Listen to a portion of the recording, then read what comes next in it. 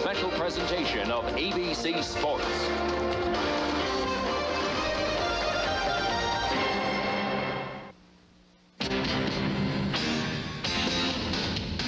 He's known as the Nigerian Nightmare.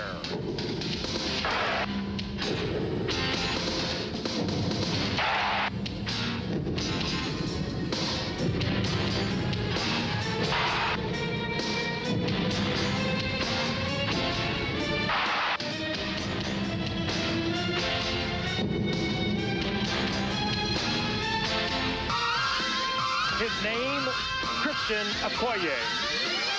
The Kansas City Chiefs could not have dreamed that this native of Enugu, Nigeria, would become the recurring nightmare of the National Football League.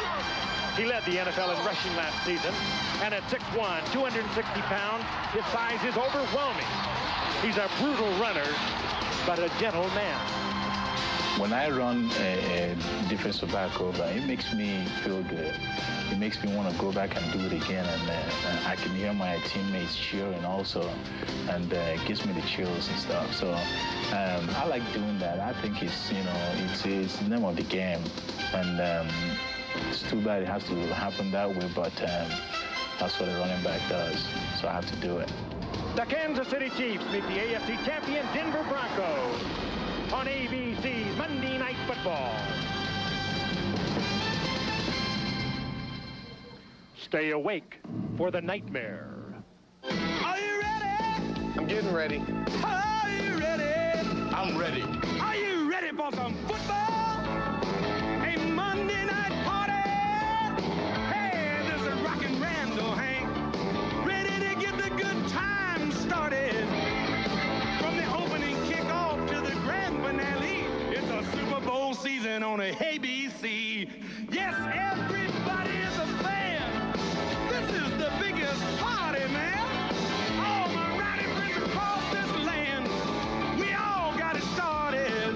Yeah. Everything is ready, everything is right.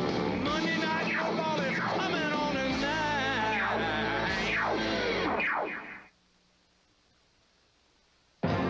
ABC's Monday Night Football, brought to you by America's favorite light beer, Miller Lite, the sole sponsor of the NFL Player of the Year Award. By General Motors, GM is putting quality on the road. By AT&T, the right choice. And by Delta Airlines, we love to fly, and it shows. The familiar skyline of Denver, Colorado on a beautiful Rocky Mountain evening. The temperature in the mid-60s. And Mile High Stadium with its customary sellout crowd of 76,000 plus as the Kansas City Chiefs meet the Denver Broncos in a key matchup in the AFC West. Hello again, everybody. I'm Frank Gifford, along with Al Michaels and Dan Dierdorf. We're glad you're along for the ride tonight. We think we have a good matchup for you, the Chiefs and the Broncos. Of course, the Broncos have been on top of the AFC for some time now. Three of the last four Super Bowls, they have been there, and many people think that the Kansas City Chiefs are emerging as a team that can be considered a real contender for the Super Bowl this year. The Broncos got off to a shaky start last week against the Raiders. They dropped that one 14-9 on 2 turnovers defensively, and they looked just miserable on offense. So they come into tonight 0-1, knowing that if they go 0-2 tonight, there will be 2 down to the Raiders, 2 down to the Chiefs, and also in the back of their minds is the fact that no team has been 0-2 and gone on to the Super Bowl. Meanwhile, the Kansas City Chiefs, they won big over the Minnesota Vikings last week, 24-21. And Al, I think the people that are picking this Kansas City Chiefs team maybe have something going for them. It's a team in the last 2 years has turned over this personnel with a good organization by some 50% now. Well, as you know, Frank, Lamar Hunt has owned this team since the inception. They were the original Dallas Texans. Then they moved to Kansas City in the early 60s. But Hunt had had enough of futility. Keep in mind, the Kansas City Chiefs are a team that has been to the playoffs once in the last 18 seasons. So Hunt, in late '88, cleaned house. He brought in Carl Peterson to run the front office, to become the president and general manager. And then Peterson, in turn, hired Marty Schottenheimer, who had been recently fired by the Cleveland Browns. Well, it took them a while to get things started last year. They were 3-5 through the first half of the season, but then down the stretch, they were hot. They were 5-2-1. They won last week against Minnesota, and if the Chiefs win tonight, a lot of people are going to be jumping on that Kansas City bandwagon. The offense, of course, led by Christian Okoye. The defense was #1 in the conference and #2 in the entire NFL last year. Tonight they face the Denver Broncos, and one thing about Denver, Dan, they can't look any worse offensively than they did last week, but they're certainly glad to be home. They were the toughest team in the league to beat at home in the 80s. And they'll need to be home, and they'll need to play like that home team to beat this Kansas City club, Al, because you're right. Last week in Los Angeles against the Raiders, at least half the team couldn't have been worse, and that's the offensive team. Defensively, they couldn't have played much better. They did not give up a touchdown or a point last week against the Raiders. And keep in mind that this is a defensive team under their defensive coordinator, Wade Phillips. They gave up the fewest number of points in the National Football League last year. So defensively, they're on track. Offensively, well, the lion's share of the criticism went to John Elway. But let me tell you something. His offensive line was terrible. His receivers were dropping balls in the first half. And more than just John Elway has to improve if the Denver Broncos are to win tonight. And per usual here at Mile High Stadium, a sellout crowd. If you throw out the strike of 1987, there hasn't been a seat available here since 1970. A string of sellouts extending 2 decades, and it's a perfect night. The temperature is in the mid-60s, clear skies, and the referee, Jim Tunney, with the toss of the coin. 61 degrees is the temperature. Cooling and clear and no threat of rain. And we get set for this AFC West battle. And Frank pointed out something at the top. You don't want to make too much of an early season game, but if the Broncos lose, that's the worst kind of 0-2 imaginable, because when we get to the end of the season, we're always talking about tiebreakers. The first tiebreaker is head-to-head. The second tiebreaker is your record within the division, and they would have lost to both the Raiders and Kansas City, and they'd have 2 losses in their division. So that's, as I say, the worst kind of 0-2. Frank, as far as fresh legs are concerned, as we look at the Nigerian nightmare, imagine how good these players must feel tonight. Both of these teams last week played games under the most brutal of conditions. In Kansas City, on the floor of Arrowhead Stadium, the temperature was well in excess of 120 degrees, and on the floor of the Coliseum in Los Angeles, it was just about the same. Both of these teams suffered last night, with it being 61 in Denver tonight. Oh, how good that must feel, Frank. I think we're recalling our days, and our older days, Dan, when you come out of training camp, play that first game, and as they did in terrible heat, and you come into a stadium tonight, it's a perfect night for football. The legs are feeling good again. We should have a classic here. Well, it's not a classic. We should have a good one. Well, let's hope. We've had some beauties here. Kansas City Chiefs to receive. David Treadwell, who went to the Pro Bowl last year. In his first season as a Bronco, after Rich Carless had been the kicker here for several seasons, will put it in the air. Fielded at the 9-yard line by Naz Worthen, up past the 20, and a good run back as Worthen brings it all the way out to the 39-yard line, and he's tackled by the man who kicked off, David Treadwell.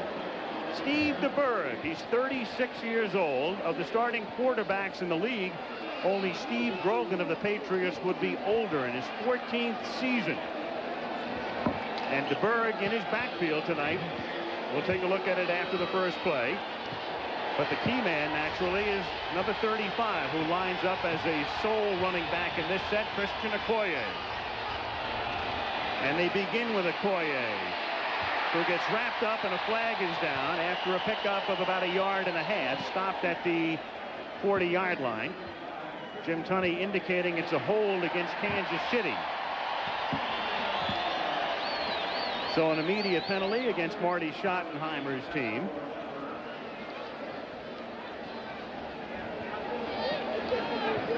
Crew tonight led by Jim Tunney, and we'll have a chance to take a look at the offense for the Kansas City Chiefs. Holding, offense, 10 yards, number 76, still first down. John Alt, Todd McNair, and Christian Okoye in the backfield. Pete Manley and Stephon Page are the wideouts. Alfredo Roberts is the tight end. Jonathan Hayes is still on the injured reserve list. Alt, Winters, that is Mike Webster, the longtime Steeler. Lutz and Boldinger, the offensive line. 1st and 20 from the 28-yard line. And it's Okoye. Picks up about 4. Jim Szymanski makes the tackle.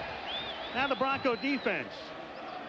Fewest points allowed in the league last year. Powers, Cragen, and Szymanski, the line.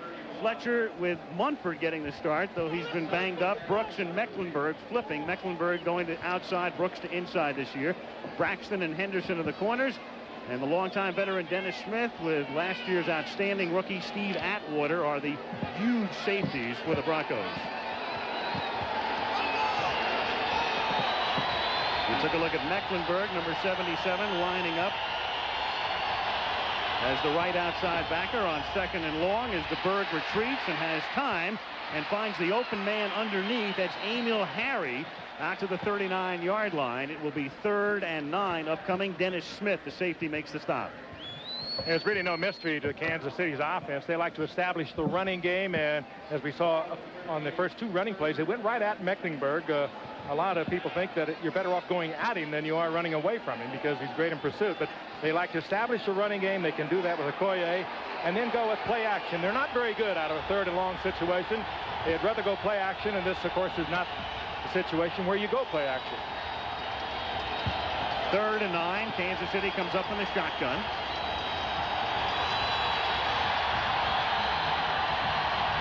The crowd trying to make it difficult for the Chiefs to get the play off, but they do, and the pass is thrown behind McNair, the intended receiver. And so the Chiefs will be forced to kick. Atwater covering on the play. So Kansas City to punt as the penalty put them in a hole. And Kelly Goodburn comes in to boot it away to Vance Johnson. We talked about what Kansas City likes to do. It's interesting talking to Danny Reeves. He said that's what we want to do. We want to establish a running game. If they both work it out tonight, we'll be out here in about an hour and a half.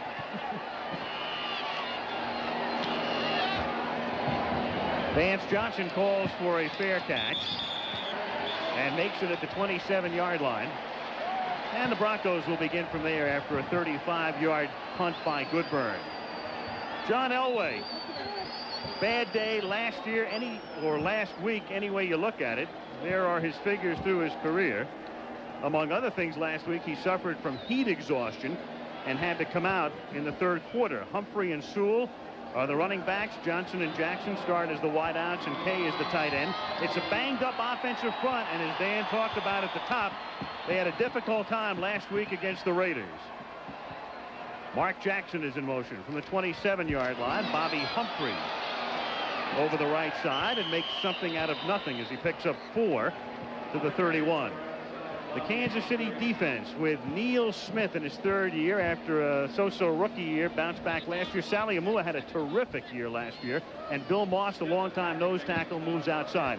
Martin, that's Percy Snow, the linebacker out of Michigan State, with Hackett and the great Derek Thomas, the linebacking core. Pearson and Ross are the corners. Porter and Donaldson are the safeties, and Albert Lewis has been activated, the Pro Bowl corner, but not in the starting lineup. But he will see some action tonight. He signed last week. 2nd and 6 from the 31-yard line. Humphrey, big hole, and out to the 36. He's short of the 1st down. When they line up, it'll be 3rd and a long 1 with Hackett and Martin in on the tackle. And there is Albert Lewis, and he will see some action here. He just signed earlier this week. They say he was in pretty good shape when he reported, and here he is. Chiefs play the old classic defense. They challenge you. They're right up in your face on the flanks. They're right in your face in the bump and run. They'll play you man for man. You don't see that much of that anymore. 3rd and 1. And Humphrey has the 1st down as he takes it out to the 41, but there's a marker down. In fact, there are 2. There was the Broncos taking a page out of the run and shoot offense. 3rd and short, they go 4 wide receivers and then run the ball right up into the middle. Fouls. Number 60 offense is holding. Number 58 defense lined up in the neutral zone. Will repeat the down. They all set. It's still 3rd. Gerald Perry for the Broncos and Derek Thomas, who had lined up offside for Kansas City. So we do it again on 3rd and a long 1. Here they are right at the bottom. There's big Gerald Perry. He's got his arm wrapped up around Derek Thomas. A good, smart call, though. Spread that defense, open up the field, and run it up the middle. And here they do it again. Yep. As they come up with the 4 wideouts, and only Humphrey as the sole setback. And they call Humphrey's number, and it's going to be close. Well, did you see the difference, though, there? Did you see Kansas City, how they came right up on the line of scrimmage? Kevin Porter, the strong safety, was right on the line of scrimmage at the snap of the ball.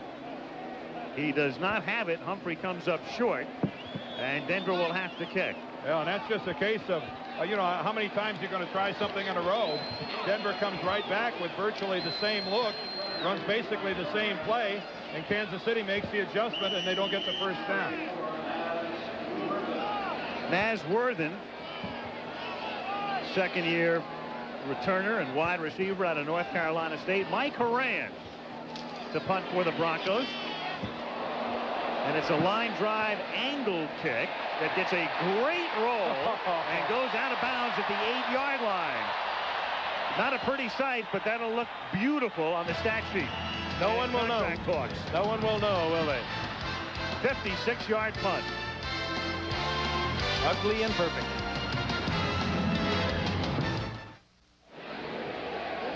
A look at some workhorses. As you can see, most carries per game in the history of this league. James Wilder at Tampa Bay in '84, 25.5 carries a game. Dickerson, Riggs, Campbell, Riggs again, Riggins actually, and Gerald Riggs. And then Christian Okoye last year averaging 24.7 carries per game, or over 6 per quarter. And last week he started with 28 carries for 92 yards against Minnesota. Kansas City starts from the 7-yard line.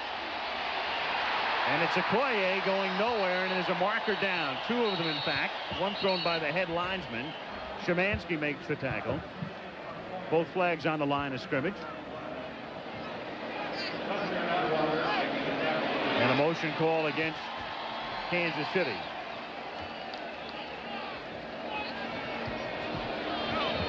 Okoye always seems to squeeze out an extra foot, an extra yard when they need it. Let's take a look again. Keep in mind, he's somewhere around 260 pounds. He has incredible speed for that size. He makes the contact, and reminiscent really of Jim Brown. He hits a big pileup, and all of a sudden the entire pileup will surge backwards. Broncos decline the penalty at 2nd and 10, and here's Okoye again, and he rambles out to the 15-yard line. A gain of 7. It'll make it 3rd down and 3. Atwater in on the tackle for the Broncos. Okoye, 29 years old. If you don't know his story, from Nigeria. Went to Azusa Pacific College, which is in the Los Angeles area, but really didn't make a big name for himself there, because you're playing in the shadow of USC and UCLA. Of all the numbers he's had in discus, the hammer throw, the shot put, I was more impressed with the fact that he ran under 10.2 for 100 meters. That's remarkable. 3rd and a long 2 from just outside the 15. Play fake, which DeBerg does so well, and the receiver is wide open. That's Alfredo Roberts, the tight end, out to the 28. And that's been the trademark of DeBerg ever since he came into the league in '77. A great ball handler. And when you've got an Okoye to fake handoffs to, that makes you even better. Yeah, I think you hit the right part, Al. It doesn't work unless you're faking the handoff to a Christian Okoye, and I think that's what we're going to see here. Look at Okoye go into the line. Will this guy draw a crowd? And look at the way, Dan, how the linemen blow off, too, to make it look like run. There's Brooks, Atwater. The 4 out of the 11 were on Okoye. No wonder it was such a wide-open play-action pass and a completion for the first. 1st and 10 from the 28-yard line. The fake again, the receiver open again, and this time it's Stephon Page, their #1 wideout, who takes it to the 45-yard line, and Atwater makes the tackle. He led the team in receptions last year, did Page, with 44. The wide receivers, Page, Manley, Thomas, they all catch the ball in those little short routes. They catch it in gaps. None of them have incredible burning speed, but they don't need that in the offense that we've been describing, and that is a play-action offense. You establish your run, you go to the play-action, you hit the seams, you hit the little quick ones like we just saw there. Well, it fits their quarterback. Steve DeBerg doesn't have a burning, strong arm either. There's Okoye, and he can't get on track this time as the Broncos penetrate and drop him for a loss. A loss of 2 to the 43. The charge led by Michael Brooks, who moved from outside to inside backer this year. Well, this was a run blitz. This is something that the Broncos are going to do a lot tonight. They're going to attempt to play an 8-man front against the Kansas City Chiefs. They say if we're going to lose this game, Steve DeBerg is going to have to beat us passing. We're going to put 8 guys up or near the line of scrimmage. We're going to stop Christian Okoye, they hope, and force Kansas City to the air. 2nd and 13. Movement in the line, but no flags, and DeBerg checks off and hits Todd McNair underneath, and McNair takes the ball to the Bronco 49. It'll be 3rd and 5. Brooks and Munford converge on the stop. Steve DeBerg, he's 36 years old. He's been in the league since 1977. This is his first ever start on Monday Night Football and only his 2nd appearance on Monday Night Football in a 14-year career. That'll tell you about the record of some of the teams he was playing with, though, too, and you consider the schedule Monday night usually has. He was kind of embarrassed about it when we talked to him about it last night. Well, he started with the 49ers, but those were the pre-dynasty 49ers. And then to Denver, and then to Tampa Bay, and now in his 3rd year with KC. 3rd and 5 from the 49. Out of the gun. Here come the Broncos on a rush. The pass is deflected and drops among a trio of orange shirts. Dennis Smith, the safety blitz, and Dan touched on it. The blitz now is just as effective, and maybe more so against the run than it is against the pass. What you really do, you take away all the gaps. Well, that time Smith came and he was right into Berg's face. Yeah, one of the key elements of a blitz, Frank, as you well know, is how well you time it. And Dennis Smith timed this perfectly. There he comes right up the middle, and just like a defensive lineman, his coach gets off the ground and gets into the face of the quarterback. Dennis Smith, a perennial All-Pro from Southern Cal. On 4th and 5, here's Kelly Goodburn, who excelled last year in the coffin corner kicks. And this one gets a sideways bounce and goes out of bounds at the 7-yard line. A 42-yard kick by Goodburn to pin the Broncos deep in a scoreless first quarter with 6:18 to play in Denver.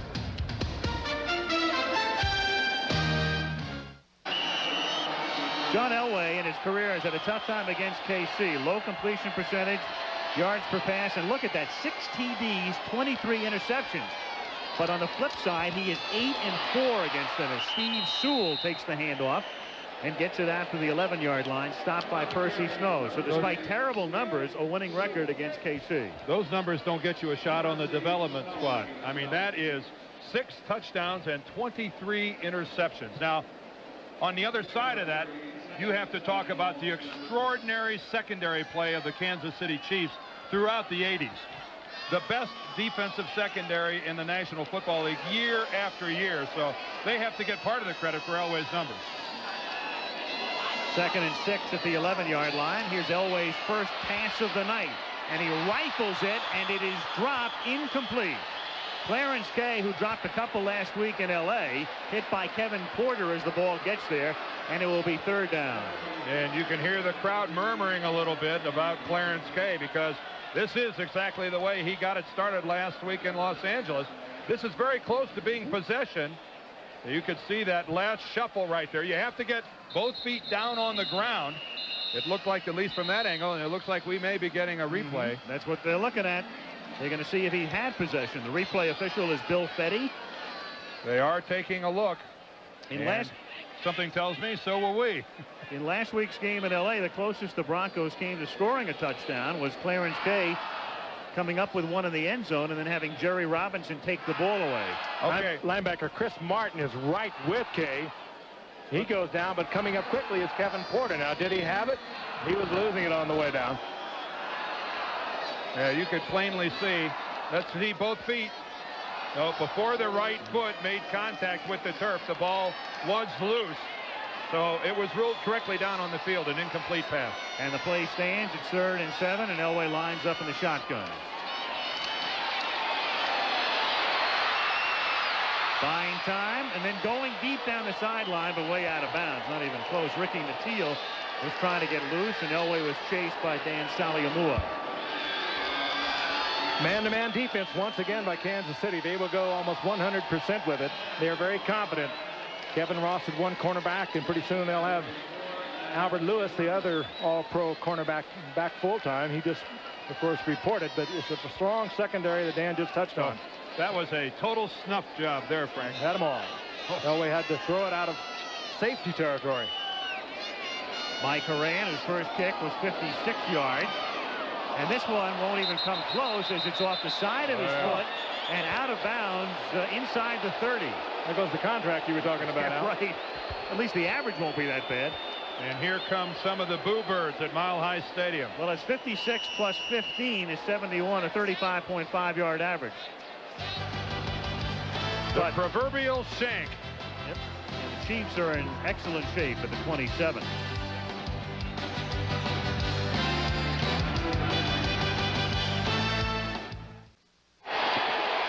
Mike Horan disgusted with himself after that last kick, 15-yard punt. Chiefs have it at the Denver 26. No score with under 5 minutes to play in the first quarter. And Christian Okoye plunges forward for a gain of 4, taking it down to the 23-yard line. Brooks and Cragen in on the tackle.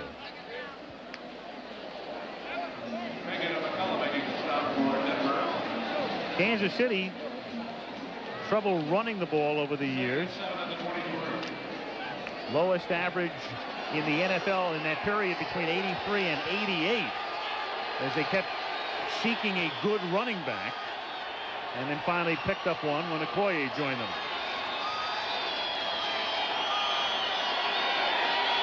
Second and 7, and Okoye again to the 22-yard line. One thing about Okoye in that formation, a good look there of the Chiefs going with 4 wide receivers. Christian Okoye is not in there as a pass receiver. Few running backs in the history of the game have been utilized as little in the passing game as this guy. He only caught 2 passes all last year. 2 passes. Now, it's extraordinary to be in there that much and catch the ball so little. You think you'd have a couple of deflections at least. 2 receptions, 370 carries. He's out. McNair comes in to join DeBerg in the backfield on the gun.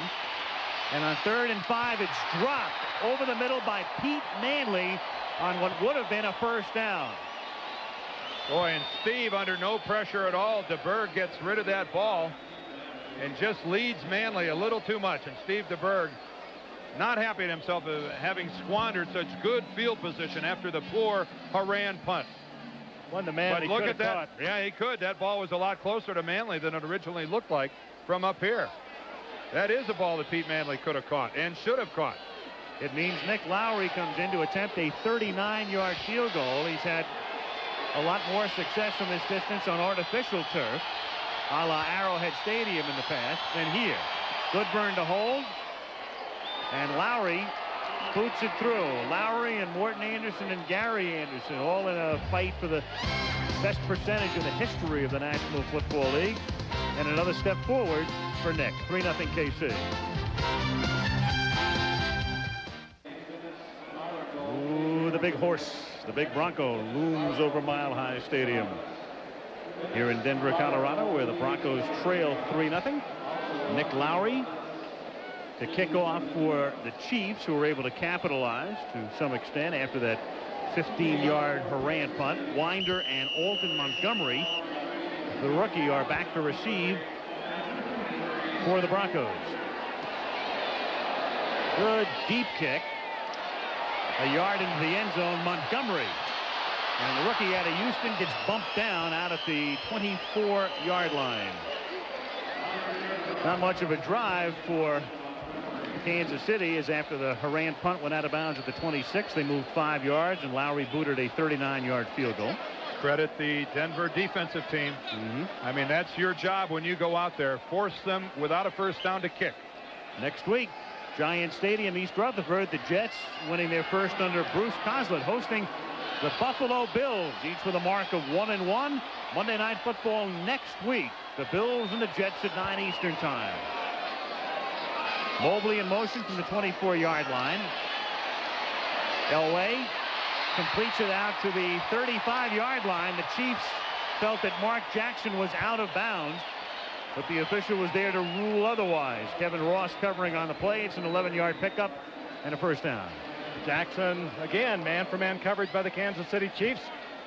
Was able to turn Ross around. He slipped coming back to Jackson, but again, he was fairly close. The ball had to be thrown perfectly, and Jackson coming down with both feet inbounds. Boy, nice work by Mark Jackson. Very nice. He was about their only bright light on offense last week. And I guess they're going to look at it. They are before they got the play off. When the umpire waves his arms, that's always the signal because he's the man in communication with the booth upstairs. But Jackson last week in the Broncos' futile offensive effort caught 7 balls. Again, you're very familiar with it. Both feet have got to come down inbounds. It certainly looks good to us. Let's look at the ball. Is there possession? He's got good control of the ball. Oh, that's beautiful. Doesn't seem to be much doubt about the fact that both feet were down. We'll take a look at it from this angle. A strong throw by John Elway. And Mark Jackson taking care of business, getting good solid possession of the ball, getting both feet down. And Bill Fetty up in the booth has seen enough and confirms it. Play stands and a first down for Denver at the 35. 2:45 remaining. Opening quarter, 3-0 Kansas City. Jackson in motion. Here's Humphrey trying to swing to the outside, but he got stopped in the backfield. Percy Snow knifed through. The best linebacker in the country last year. Won the Butkus Award. In fact, the year before, that award was won by Derek Thomas. So that's some quartet of linebackers for Kansas City. George Perlis, his coach from Michigan State, unequivocal about it. He said it's the best linebacker I've been around. Big, tough, really good against the run and picking up the pass defense very quickly. From Dan's hometown, Canton, Ohio. Played his high school ball there at Fawcett Stadium where we do the Hall of Fame game. On 2nd and 9, the catch is made by Vance Johnson, his first reception of the evening, and he's out of bounds up at the 39-yard line after a short pickup run out by J.C. Pearson. You know, guys, some of the teams that we see on a regular basis on Monday night, New Orleans and the New York Giants, we talk about the strength of their linebacking core, but it appears that Kansas City is building their club around their linebackers. Last year's #1 choice and Rookie of the Year, Derek Thomas, now #1 again, and Percy Snow, a Pro Bowler, and Dino Hackett on the other side, and Chris Martin, outstanding outside linebacker. Martin, the unheralded one. On 3rd and 6, it's a first down and a lot more as Ricky Nattiel escapes the initial tackle and takes the ball to the 35-yard line.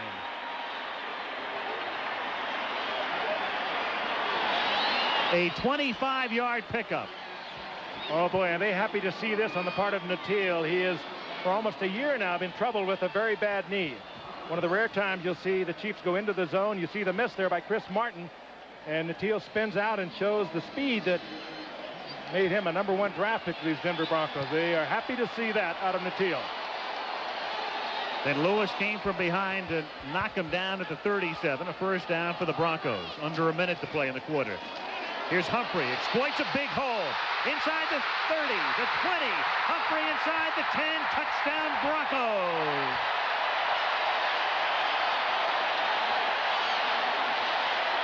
This is what the Broncos wanted to see. Get the running game established. Boy, it's the old counter play, the old counter tray. The off guard, the off tackle pull, but that time Bobby Humphrey just sees a huge hole to the backside. There you see Jariga and Perry both go, but look at Humphrey take it all the way back. Over pursuit by the Chiefs and their defensive team, and Bobby Humphrey able to slice it all the way back through the formation. Extra point by Treadwell is good. And so Humphrey, who last week was held to a meager 24-yard output on 11 carries, takes it in here from 37.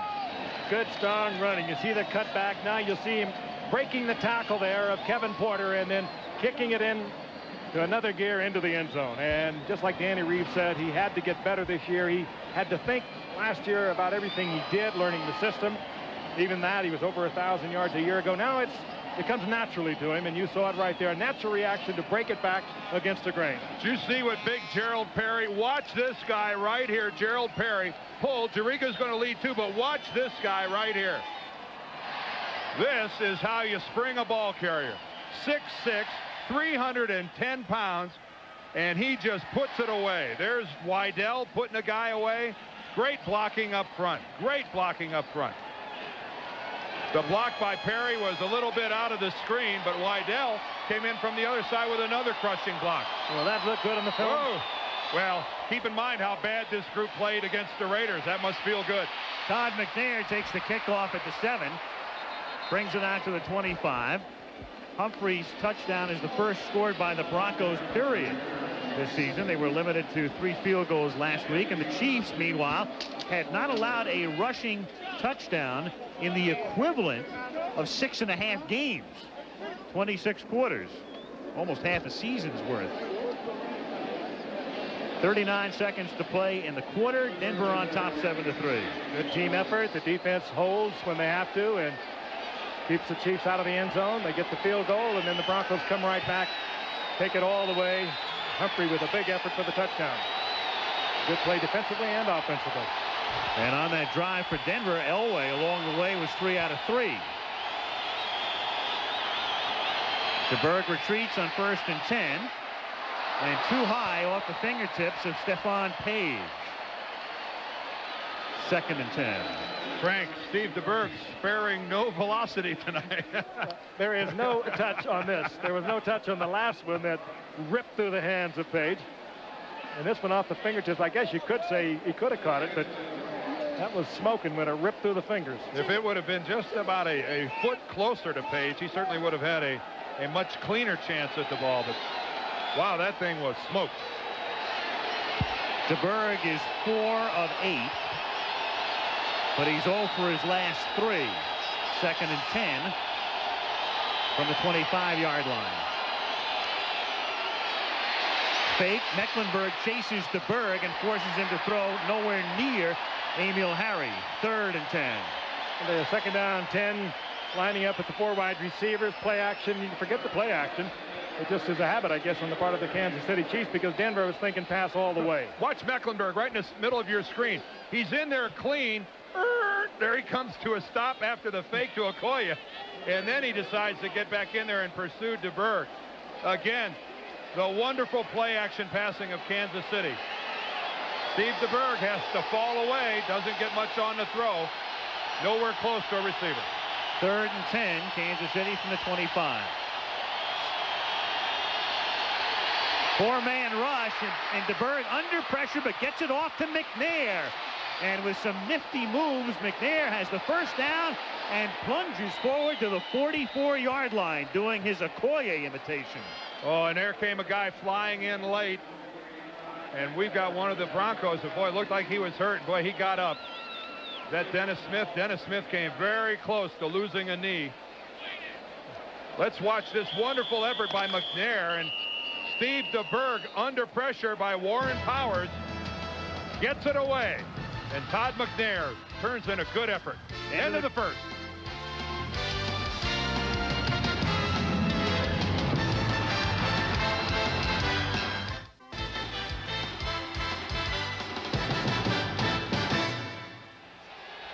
And we start the second quarter. Al Michaels, Frank Gifford, Dan Dierdorf in Denver.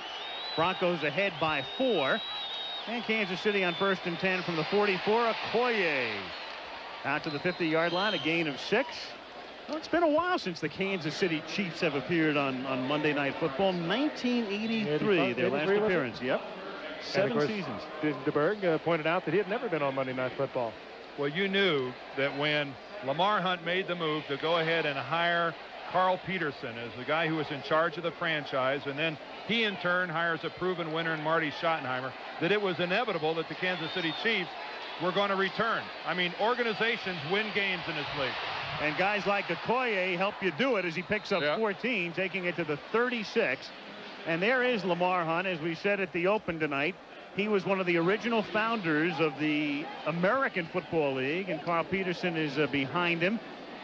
He owned the Dallas franchise. The Broncos were an original team as well, owned by Bob Howsam at that time. That's Peterson in the white shirt directly behind Lamar Hunt in the with a striped tie. A lot of connections with Marty Schottenheimer. He coached the Philadelphia Eagles tight ends. back in the 70s when Schottenheimer was coaching linebackers for the Giants. First down, Kansas City at the Denver 37-yard line.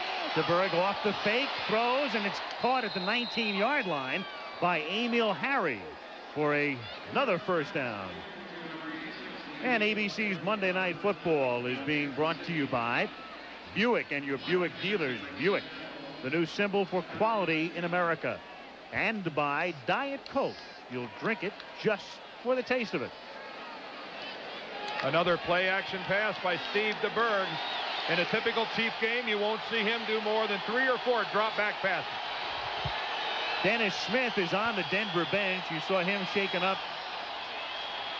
at the end of the first quarter at the 19-yard line. DeBerg throwing for the end zone, but too far, intended for Rob Thomas, an emerging young wide receiver and the son of a guy you played with, Frank. Son of Aaron Thomas. Started in San Francisco, and then I played with him several years with the Giants. And he runs like his father, has kind of that wide stance, and he has superb hands and blinding speed. And talking with Al Sanders of the Kansas City Chiefs earlier, he said we'll see a lot of the youngster tonight. And meanwhile, Dennis Smith has gone into the locker room. He was shaken up. He was holding the lower right leg, and we'll try and get a report on him.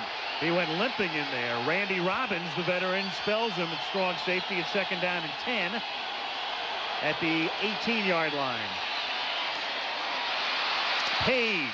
Whoa! Oh, what a hit by Braxton. Hello. I believe this is what's known as your legs got a little farther out in front of you than you wanted them to be. Watch Stephon Page get caught after making this catch. He's going to try to make a move up the sideline. Tries to stop a little bit, and Tyrone Braxton catches him up in the air. Broncos really don't play the man very well. Braxton was laying off by 10 or 12 yards. 3rd and a short 2 from the 10-yard line. Can Okoye get the short 2? Thanks to Steve Atwater, the safety.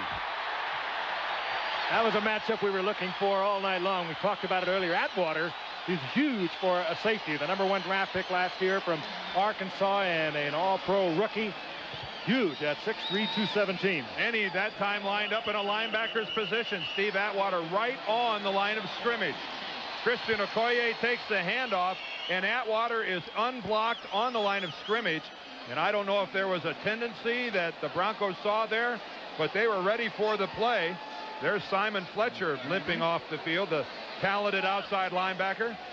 Okoye is not an east-west runner, and he'll tell you that first of all. He's got to turn it upfield, and that time the Broncos strung it out, and he came up short. Lowry now to attempt a field goal of 29 yards. Goodburn will hold. He'll put it down at the 19. He would move momentarily in front of Morton Anderson, all-time lifetime percentage if he's successful here. And he is. Lowry and Anderson got a great thing going here, don't they? Lowry and Morton Anderson and Gary Anderson of Pittsburgh. They get battle as well. They get more airtime than any player out there. Yeah, we saw Anderson do it last week on Monday night. He moved in front of Lowry last week. Now Lowry, what he giveth, he taketh away. There it is, up to the moment. And Kansas City pulls to within 1.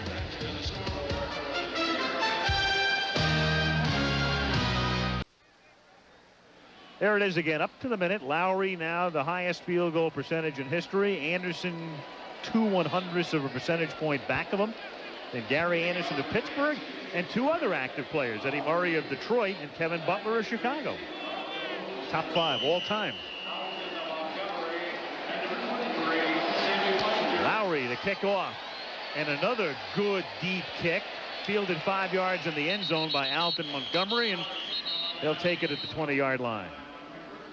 Good doubleheader coming up for you this week on ABC's College Football. First, at 12 Eastern time, UCLA found a great young quarterback by the name of Tommy Maddox, who led them to a come-from-behind win over Stanford on Saturday, taking on Michigan, who tries to rebound from their loss to Notre Dame. And then in our second game at 3:30, the Fighting Irish take on Michigan State in East Lansing. Sorry to have to bring that up, Dan. That's okay. That's all right. Sorry I had to The stay up for Wolverines, it. they played well against Notre Dame. They did. Played very well. Should have won the game. Ooh, here comes the hate mail again. From the 20. Here's Humphrey. Takes it out to the 27-yard line. Guys, I want to toss this out. This just came to me while we were looking at that graphic about the field goal kickers. All of them modern-day players. Do you think part of the reason the percentage is so high is that they changed the rules about blocking field goals? You know, you can't climb up on a guy's back anymore. You can't take that running start and like you used to. In the old days, Frank, those guys could do some pretty extraordinary things to block a field goal. I think so, and the fact that more and more they're all playing in domes. A lot of games are being played in domes. That's, you know, it may not have anything to do with it. Well, 2nd down and 2. It's a good point as Elway scrambles and picks up the first down. Slides down to the 32. The other thing, Dan, is keep in mind all of the older field goal kickers with the straight-on kickers. Right. And all of the newer kickers are the soccer-style kickers. And, of course, they have artificial surface now, so they seem to have a smoother, more solid footing. A lot of things went into that, but that's interesting when you look at a record like that all 5 of them are modern-day kickers still in their prime. And there is Nick Lowry. Boy, he was popping some tonight. We were down on the field, and he was hitting it easily from 50 yards out. But again, it's good to kick in a dome stadium. It's not bad kicking here at Mile High Stadium where the air is a little thinner. You can kick it much further.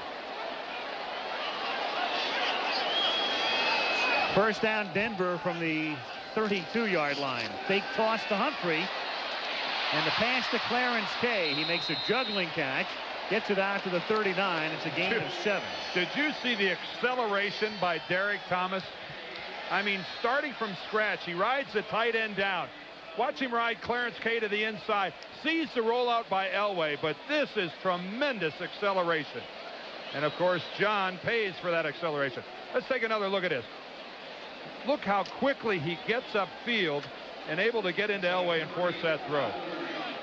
And there's where John is thankful that this is played on a natural grass field, a softer landing. You know, too, Dan, that Denver has always got somebody over his face. 2nd and 3. Humphrey on a delay out to the 42-yard line. That's very close to a first down. Yeah, the point Frank just made is a good one. Dan Reeves says that he wants someone in the face of Derek Thomas almost all game. He wants a tight end or a back to line up across from him. Feels that he operates in space, unblocked, untouched. Of course, who doesn't? But, of course, he might have to take on a blocker in the backfield. But he wants him to have someone in his face at the line of scrimmage. A tremendous talent from Alabama. They've been turning out some talented ball players. Of course, we've already seen what Derek Thomas's classmate, Bobby Humphrey, can do. Classmate, and he said yesterday just about his best friend.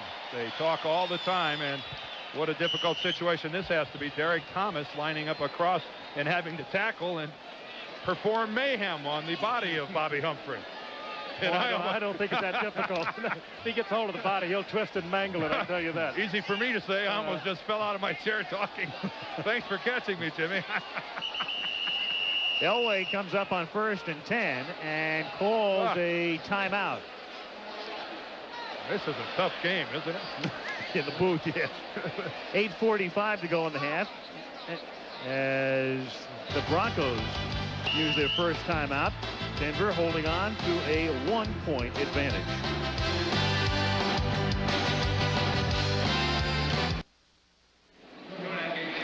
Mile High Stadium, constructed in the late 40s. The initial capacity here was in the mid-30s, and it's been expanded on a number of occasions, and right now capacity around 76,000, and they have sold out.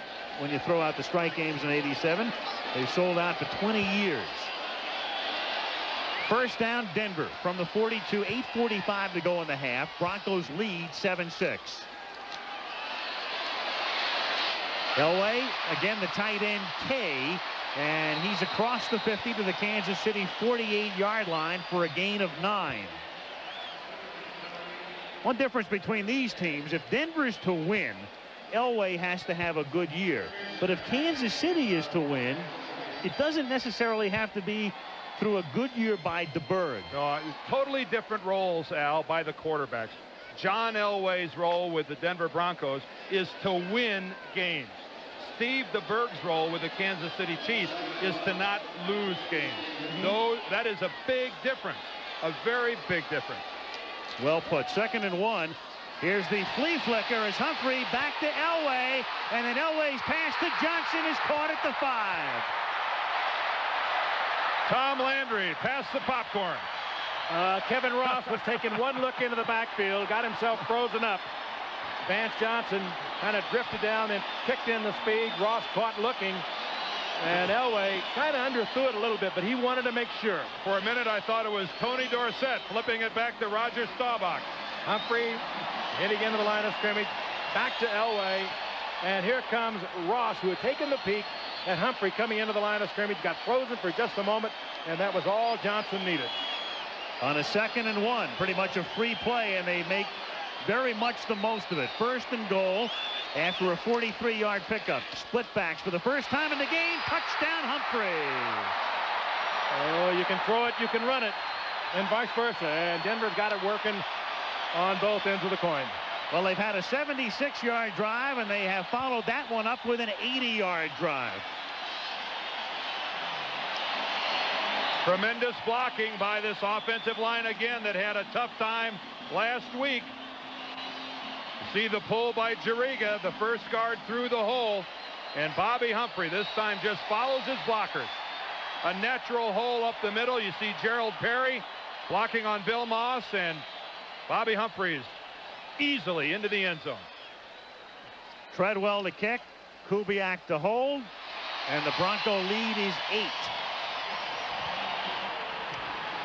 Like again, the fake will be to Humphrey right there. Now Ross is covering out on the side, out on the left flank. Johnson, he takes a look into the backfield, and Johnson blows right by him. Touchdown, Denver.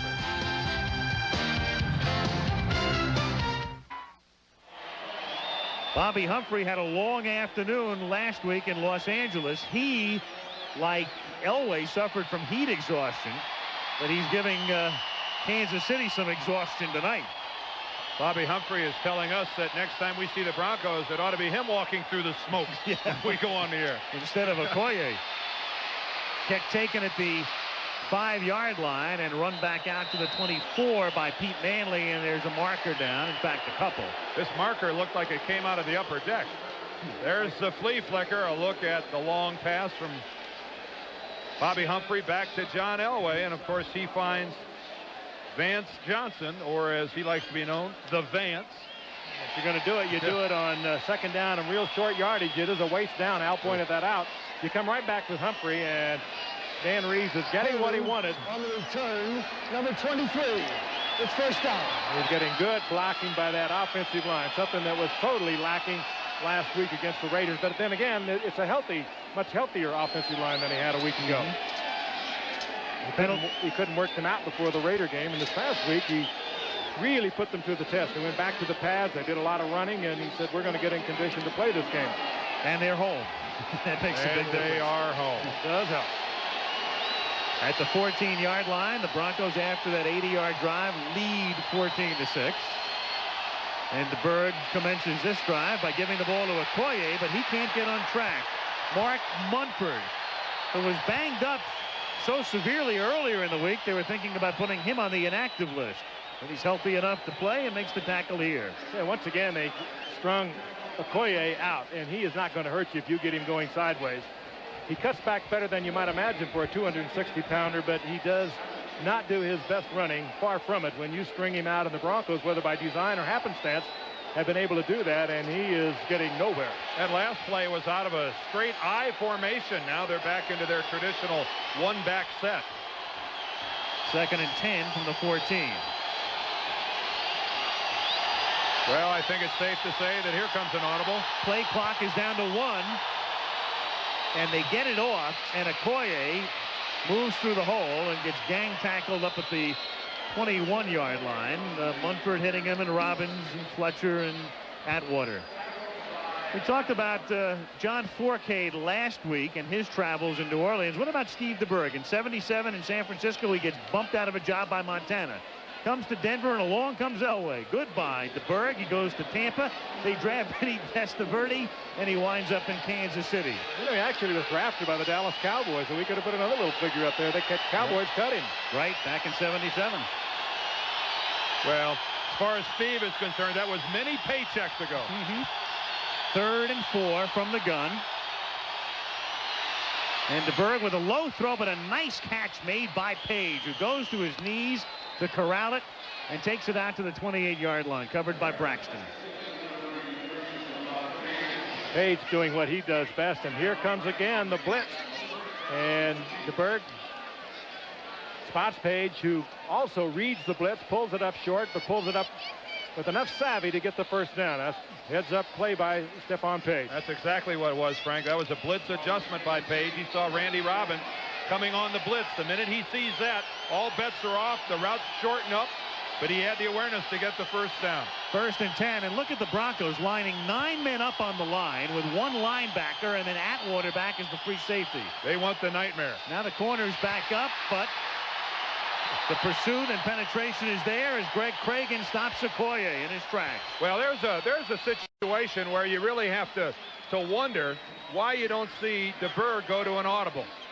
I mean, it just appears so obvious that Denver is stacking the line of scrimmage, overplaying the run, that's a perfect situation for a quarterback to go ahead and make that quick read and go ahead and dump the ball. Call a pass. Because Denver's going to do it. They're going to overstack the line. Denver loves to take away that first down. Now they can play the pass and anticipate the pass. 2nd and 11, and a more conventional look defensively for the Broncos, but Mecklenburg and that's sacks going to be him at the 17. And that'll be intentional grounding. Or in the grass. Take your choice. I think we'll have an intentional grounding. Yep. That's the call.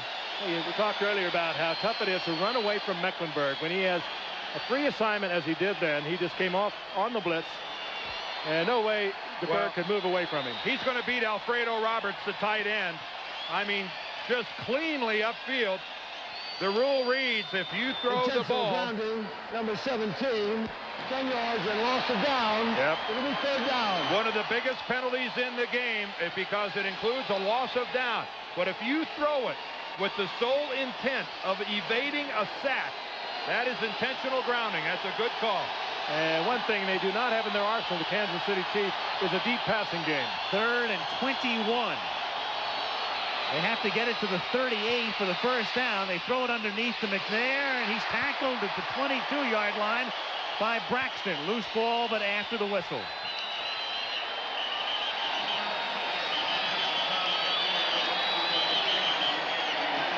So Kansas City will be forced to punt with 3:35 remaining in the half. 3 minutes, 40 seconds, 3:40. Clock had gone to 3:35, and Tunney puts 5 more seconds back on it. 3:40 to go. Well, Steve DeBerg there, I guess, made a decision that he couldn't force the ball deep. One of the things that he is doing better is not forcing the ball into the situation. Better to take that short completion, go ahead and punt, better than turning the ball over in your own territory. Kelly Goodburn to kick it. To the Vance. Yep. Towering kick. And the Vance makes a fair catch at the Vance got bumped. But no flag after a 42-yard kick. And the Broncos have the ball and an 8-point lead.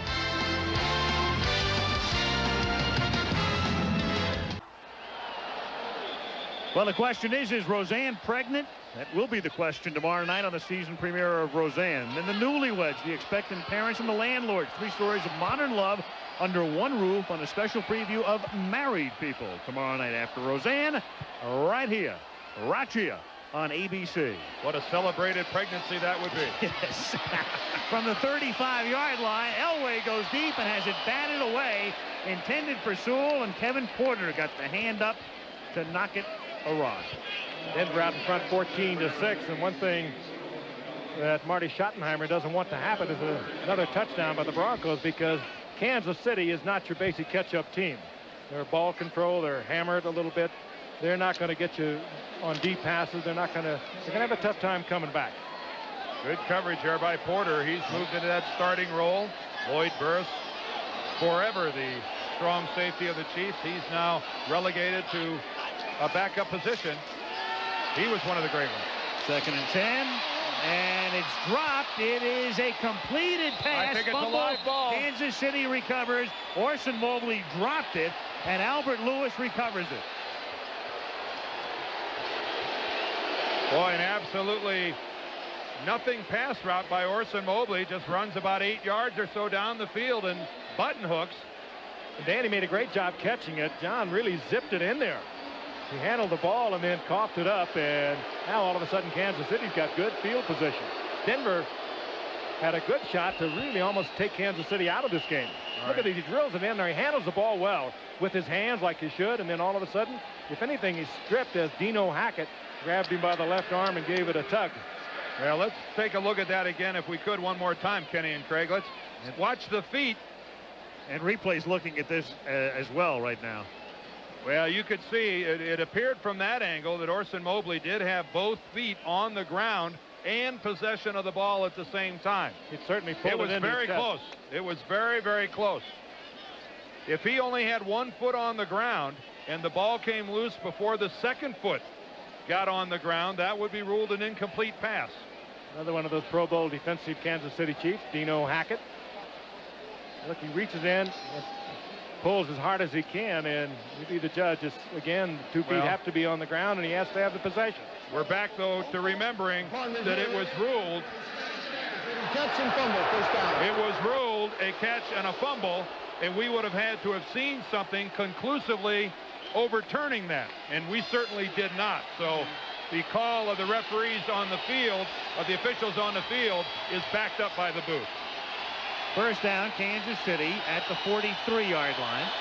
3:15 to go in the half. Chiefs have all of their timeouts. DeBerg changed, and the Broncos changed off their defense. And Okoye cannot get on track. Michael Brooks gets credit for the tackle. And they try to turn him into a wishbone. Denver playing mind games with Steve DeBerg. Now, they've done that a couple of times. They have come up there, set in one defense. DeBerg changes his offensive call, and then Denver changes the defense. Well, that is true up to this point in time. The nightmare has broken loose for a couple. What Denver is doing is they're walking their offside linebacker up on the line of scrimmage. He's slicing through from the backside. When Okoye attempts to cut back, there's that unblocked linebacker. Here comes Michael Brooks again. They fill the middle. They blitz on 2nd down, and the pass is caught by Alfredo Roberts. And the tackle by Steve Atwater was an important one. Otherwise, Roberts had room to roam. Good read by DeBerg and a good read by the tight end, but what does it do? It gets 3 yards. Well, it's better. It's still a play, Frank, that I think they have to make. Denver is forcing them into the situation where they're going to have to throw the ball. They are not going to get anywhere handing it off to Okoye with 8 Denver Broncos on the line of scrimmage. If they continue to do it, they'll lose the ball game. Down to the 2-minute warning on 3rd and 9. That's upcoming when play resumes, as we have 2 minutes remaining in the first half in Denver, where the Broncos lead the Kansas City Chiefs 14-6.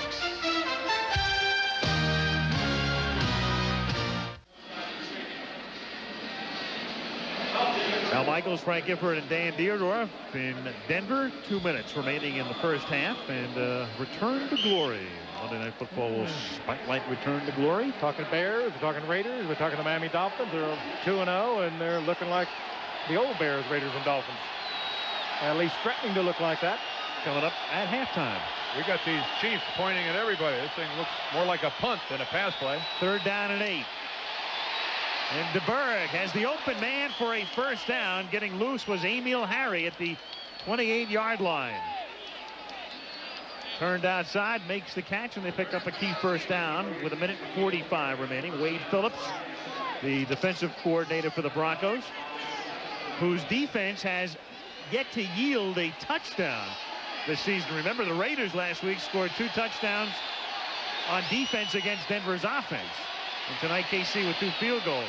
The catch is made by Rob Thomas, who takes it to the 11. The second-year man we talked about earlier out of Oregon State, the son of the former Giant Aaron Thomas, has a first down at the 11-yard line. And they love the way he moves. They call him Popcorn. He's not all that big, 5'11", 171-pounder, but reads the zone defense on the part of the Denver Broncos, spots a little opening, and DeBerg was right in sync with him, zips it in. Kansas City has called a timeout down on the field. One interesting development concerns Ron Holmes, certainly the most talented pass rusher of the Denver defensive lineman. He's been out the last couple of plays. He's going back into the lineup right now. Looks like he stretched a leg or something. He replaces Shumansky, who comes out now. But keep an eye on Ron Holmes, number 90. His first play in the game last week against the Raiders results in a sack.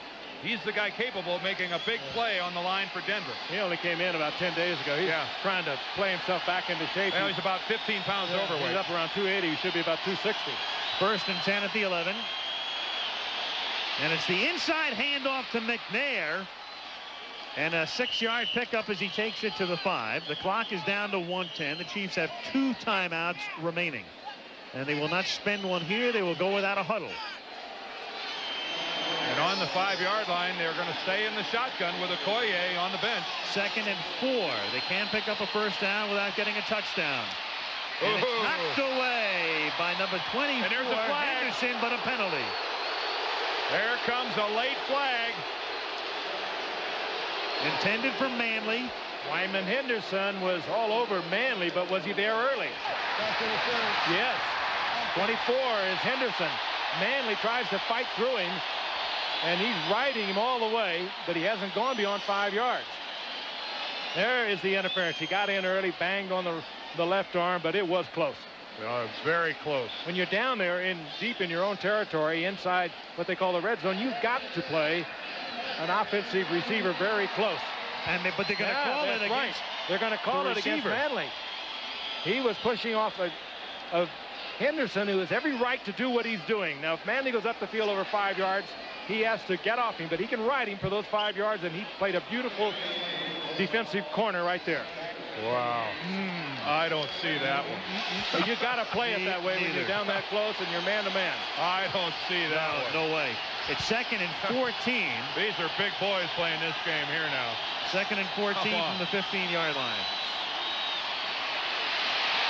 DeBerg has it knocked down and right into the arms as Simon Fletcher knocked it away, but Frank Winters was right there to keep possession for Kansas City at the 21. Winters was on his back and the ball just rolled into him. I didn't see any motion on the arm of DeBerg. That a fumble all the way. And look where the Chiefs are after having been down on the 5-yard line. And they let the clock run. They still have 2 timeouts. They're at the 21. They have to get to the 1 for a first down. This is a 3rd down play. The catch is made by Page, and he's tackled at the 14 by Steve Atwater. And they'll take a timeout. It'll be 4th down and bring in Lowry. Boy, they were slow getting that timeout. They lost 2 or 3 seconds in their vital. Why did they not take one? Why did they not take one there before the 3rd down play? Exactly. I mean, now they're in a situation where they'll end up going to the house with still 1 timeout in the bank. That's right. Basic clock management, not so good. I mean, the only conceivable excuse that Marty Schottenheimer might have for not taking the timeout is that he liked the personnel that the Broncos had on the field and didn't want to give them a chance to substitute. That's the only reason I can think of for not taking a timeout.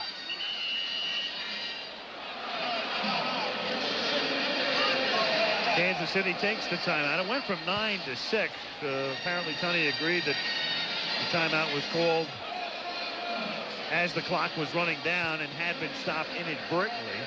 Go back to the pass interference now. Manley working down the line of scrimmage. Wyman Henderson can play him for 5 yards. Now Henderson lines up inside just as he should. You've got to play the receiver down here close. And they apparently say that Manley is pushing off with that left arm. Wow. I mean, if he pushed him off, where did he go? I mean, I just don't see it. I mean, initially you could say that maybe there was defensive holding by Henderson, but again, I think it was just a good ride inside that 5-yard zone. Watch the left arm now of Manley. He can't do anything with that left arm to hinder Henderson, and he's pushing with the left arm. And again, it's tough when you get down that close because you've got to play the receiver up tight, and the receiver knows that. 31-yard field goal attempt for Lowry, who's 2 for 2 tonight. Goodburn puts it down at the 21-yard line, and the kick is just good. Just inside the right upright. With 4 seconds to go in the half, so time for a kickoff. I think they'll be talking about that call against Manley in Kansas City for a while. Meanwhile, Morton Anderson just winced. And the Chiefs pull to within 5, 14-9. Still, the Denver defensive unit has yet to give up a touchdown in a game and a half at the outset of the season. Have a look as Lowry just does connect with this one. Well, what a turnaround for that Denver defense a year ago under Wade Phillips. Talk so much about Kansas City being second overall in the National Football League. Well, Denver was third, but it's where they came from. In '88, they were 27th against the rush. In '89, they were 6th against the rush. And they have picked up where they left off. If any criticism, Wade Phillips will tell you, he said, I played it too close going into the Super Bowl when they were blown away by the 49ers. We didn't change anything. We went in with exactly what we had been winning with all year long, and the 49ers, with a couple of weeks to get ready for us, they just knew exactly what we were going to be doing on every defensive play. Now that they have the defense down and they have worked a year with it, they certainly plan to be more sophisticated with it, and we've seen some of that tonight. It's worth noting here, too, because you're always being hit with 1,000 statistics. This team is such and such. When you say a team has the best defense or the second best, as we did at the top, that's in terms of yardage. But maybe the more significant stat is fewest points allowed, in which Denver led the league last year. Time for only the run back here off the bouncing kick. This is Melvin Bratton. And that's the end of your first half from Mile High Stadium. Broncos go off the field, leading 14-9. We'll return with halftime activities after this message from the National Football League and a word from our ABC stations.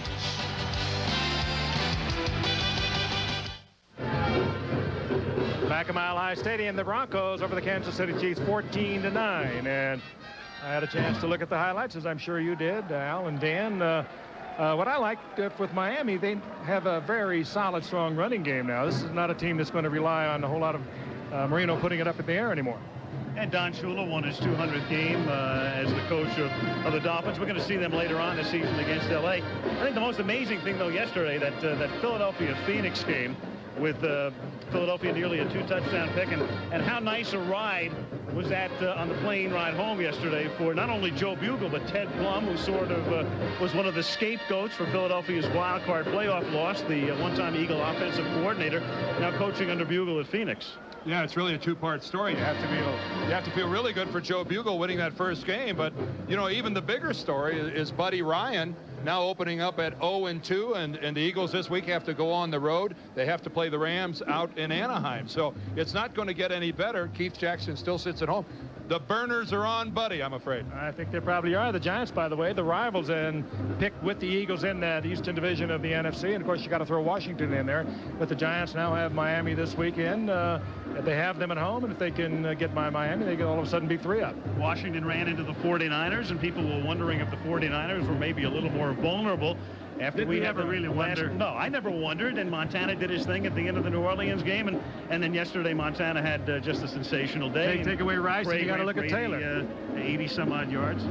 There are some people that believe that the 49ers are so good that it'll turn the National Football League into a boring affair. I mean, I'm not sure I subscribe to that theory. I mean, they are good, but they're going to lose during the course of this season. When I say they're back, I mean they're back to the level they finished at last year. Yeah, and that's bad for everyone else. And we have them down the line. We have them against the Giants and later against the Rams. Okay, it's still close here at Mile High Stadium. Kansas City, they're 1-0. Denver's 0-1 of the season. Denver leads 14-9. Stick around.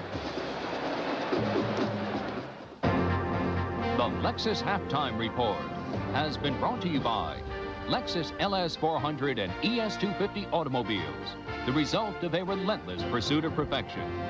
We'll be back with the second half after this message and a word from our ABC stations.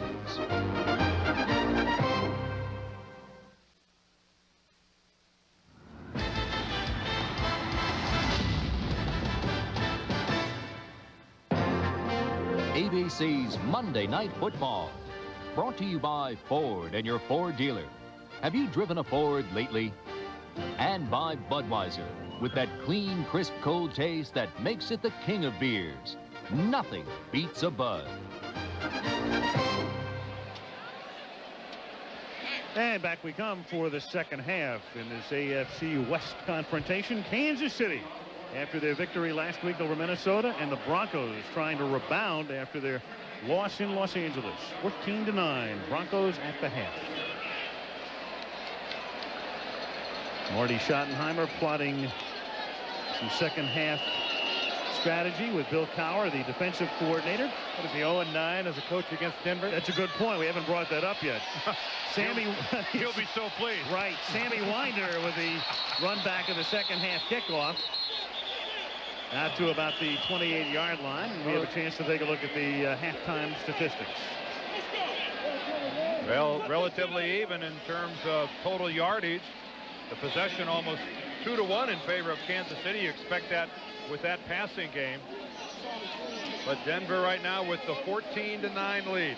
72 yards rushing for the Broncos. Much of that very timely running on the part of Bobby Humphrey. Offside. Kansas City kicking team 5 yards. We kick the ball. And only 43 rushing yards for Kansas City, which of course only puts them on a course for an 86-yard rushing game, which is well below their average, or certainly way below what they feel they have to win a ball game. Those are nightmarish yards for Kansas City. Again, as we look at Kansas City, Schottenheimer, we mentioned 0-9 against the Broncos. What was that, 4 years as a head coach and 5 years as an assistant? Or is that the reverse of that? I think it's the reverse. I think it's going back 4 years as an assistant, and then 3 years as the head coach at Cleveland, and then 1 year when he lost twice as the head coach at Kansas City. So he has not been on the winning side in a game against the Broncos in his career. Got his own nightmare. Yeah. Well, the kickoff had been run back to the 22, but the Broncos say we think we can do better than that, so they elect to accept the penalty, and Lowry will kick it again from the 30-yard line this time.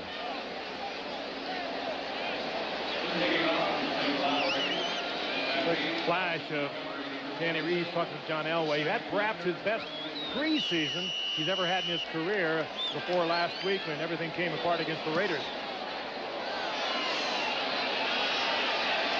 At the 1-yard line, Montgomery runs it back to the 24-yard line and really takes a shot. And he's still down, Al. Yep.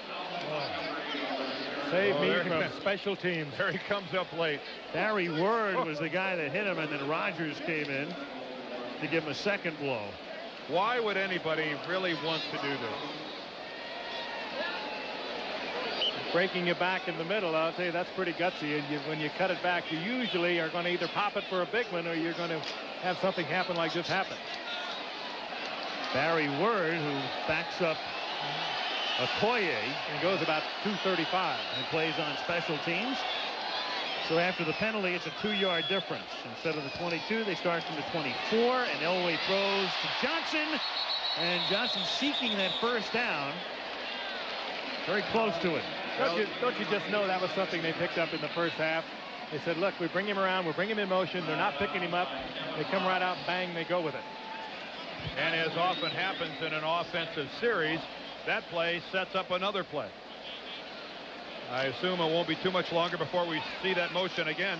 Here's the reverse angle. The Vance is going to take down one of the ball boys on the sideline. It's not a first down, and the last time they had 2nd and 1, they went for the flea flicker and turned it into a long gain. This time, more conventionally and conservatively, they pick up the first, and we've got a flag as Humphrey moves to the 35-yard line. That's your basic holding flag. Holding Denver. You see it come from the umpire like it did there. That's 9 times out of 10 the call. 66. Still 2nd down. What is it on the 10th time then? I'm trying to think when you ever see a not holding call. Oh, you'll get an illegal hands to the face, maybe by a defensive lineman. You saw Michael Carter of the 49ers get flagged for that yesterday in their game with the Redskins. Oh, the umpire will get into it with a few things, but 9 out of 10 times it's okay. 95 out of 100. Is that better, Al? Much better. Okay. Well, better. Way to make a fool out of me on national television. He is picky, isn't he? I know. This game on national television? Well, we can only hope. 2nd and 10.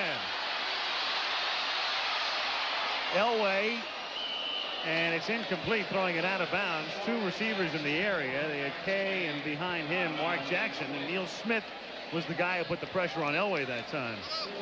Neil Smith, the huge one, the #1 draft pick of a year ago. He has got good mobility at 6'4" and about 275 pounds. Here he comes far side. Elway has great speed, and he knew he had no way to get out of this, and he just dumped it off for the incompletion to avoid the sack. So it'll be 3rd and 11. Injury report. You saw Dennis Smith, the safety, go off for Denver in the first half. He's done for the night. Sprained ankle. 3rd and 11. Elway with a lot of time and going deep for Michael Young, who makes the catch. And he's out of bounds at the 35. The Plan B pickup last year, who made so many critical and key catches for Denver, and he does it here on 3rd and long.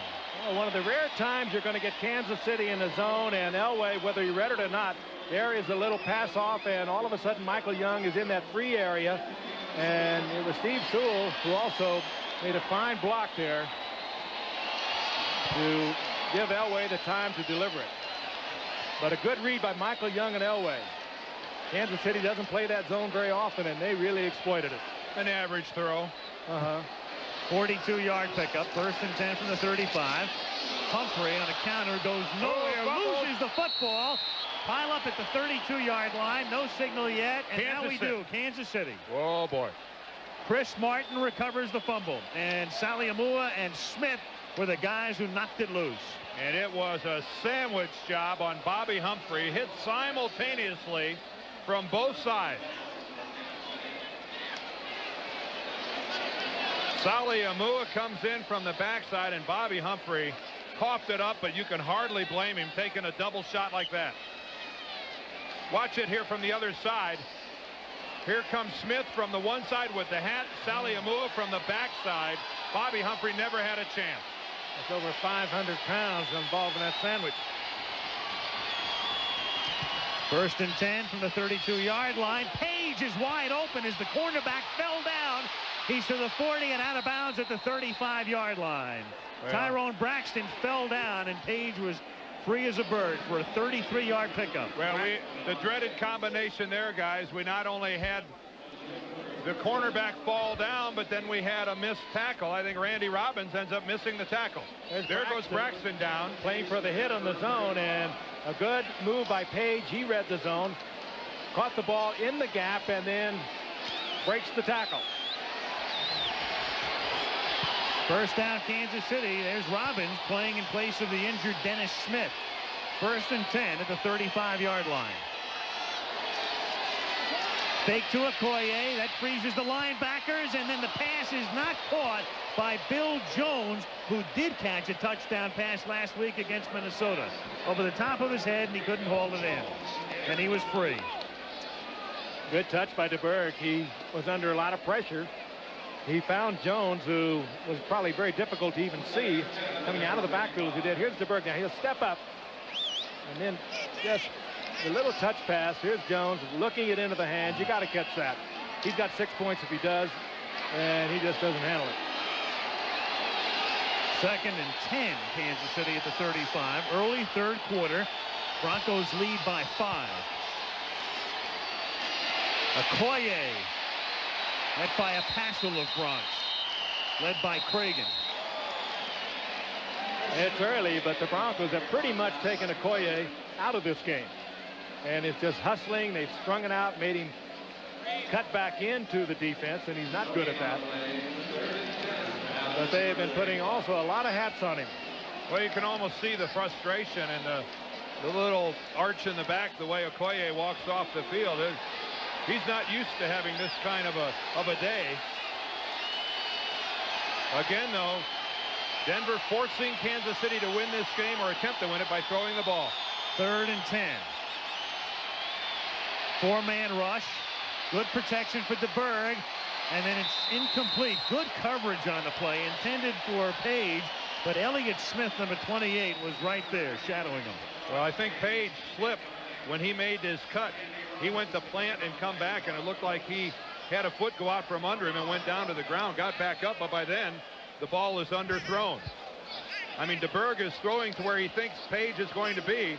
There he goes down, and that step, that little loss of movement is what made the ball appear to be underthrown. This is actually an extremely well-thrown ball by Steve DeBerg. It's a slip by Page. It screwed up the timing. Meanwhile, Lowry's going to attempt a 53-yard field goal unless they fake it from the 43-yard line. From artificial turf, he's 50% from this distance, 1 of 5 on the grass, and this kick is short. He didn't hit that like he would have liked to have hit it. We watched him pump a bunch of them from 55 earlier tonight. Here in Denver, off the natural surface, it's a little more difficult, but yet you're dealing with altitude of 5,000 feet, and that ball will travel much more than it would at sea level. But that close for Lowry. Morton Anderson wants to know if he's number 1. We'll tell you when we come back. So Kansas City unable to cash in after the Denver fumble. And what about Nick Lowry now? He is 3 for 4 tonight. So for the moment, Morton Anderson reclaims the lead by 17/100 of a percentage point. New Orleans is rocking. About the only thing they can celebrate down here tonight. 1st and 10 from the 35-yard line. Here's Humphrey swinging to the outside with room to roam, and a 12-yard gain, and he is tackled by Percy Snow and Jeff Donaldson. I don't know whether you noticed that or not, but that can really hurt you on a man-for-man defense. The 4 wide receivers in there, they all took off upfield. The defensive backs for Kansas City, they had their eyes on the receivers. They didn't even know Humphrey was carrying the football, and he got a lot of additional yardage out of it because nobody was coming up to put on the force. On the battle of the running backs tonight, Bobby Humphrey clearly running away with this one.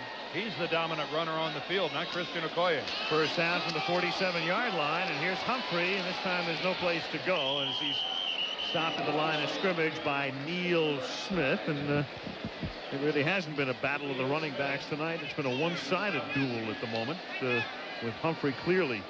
I don't think Okoye is even averaging 3 yards a carry. I think he's somewhere in the 2s. It has been a frustrated night for him. He had 2.6. Humphrey 6.9 per carry, but look at the last one. He's got a pair of touchdowns. 2nd and 10 from the 47-yard line. Elway that time ran into Humphrey and then throws to Bratton, and he can't go anywhere as Porter makes the tackle, and Elway got too close to Humphrey on the fake that time, and that effectively ended the possibility of a big play. Yeah, Neil Smith almost ended John Elway. Too close to Elway. I think if John had to describe this play, it might be his proximity to Mr. Smith that was the big problem. Dan and I were looking at him down the field earlier, and he is one huge man and a quick one. He was their #1 draft choice back in '88. 4 stops last week. He had a sack. He forced a fumble. Tough against the run. 3rd and 13, and the Chiefs jump. So a free play for Elway. And he throws, and the open man makes the catch at the 25, Vance Johnson. You see that so often. Kansas City was across the line of scrimmage. Now, we'll have to see if they were drawn off. It was Bill Moss who was across the line. But what happens is the Chief defensive line. Outside. Defense penalties declined. First down. The whole Chief defensive line just stopped rushing. It's a free play. Watch the whole front 4. Go ahead and roll this. And watch Elway. Watch that hard count. That's what brought him off. Now there's Moss across the line, but look at Neil Smith just stand there. Moss just stands there. These guys are on vacation, not realizing it's a live play. I'll tell you something that nobody noticed on that play. Elway may have been across the line of scrimmage. At the 26-yard line, here's Humphrey taking it to the 21 for a gain of 5. If he was, it doesn't matter now because they've run the next play. He was pretty close. The line of scrimmage was the 44. When you can warn a defensive team, Dan, over and over and over. Elway with that hard count, he's going to get you, and he usually catches the team once or twice a game with it. He comes out there and he goes along with the rhythm, and all of a sudden he comes up with a hard count, and here they come. You're right, Al. That's a good spot. He was close to being across the line of scrimmage. Looked like he was right at it, though. We'll have a chance to take a look at it in a moment. 2nd down and 5 from the 21-yard line. Bratton picks up 2 to the 19. Take a peek now. All right, here is the line of scrimmage right here. It's the 44-yard line. Keep an eye on that. Now let's see what John does. Here he comes. He crosses the 40. 41, 2, 3. Yeah, the feet were not across the line of scrimmage, Joe, when he threw the ball. And this year, that's what they're looking at. Yeah, they're going by where the feet are. His foot lands on the 45, but the ball was already gone when he came down on the 45. 3rd down and 3, and the catch is made by Johnson for a first down inside the 5 and out of bounds, and he is shaken up. Might have pulled something. 1st and goal. He was taken out by Lewis, Albert Lewis, number 29. He was able to shake the first defender.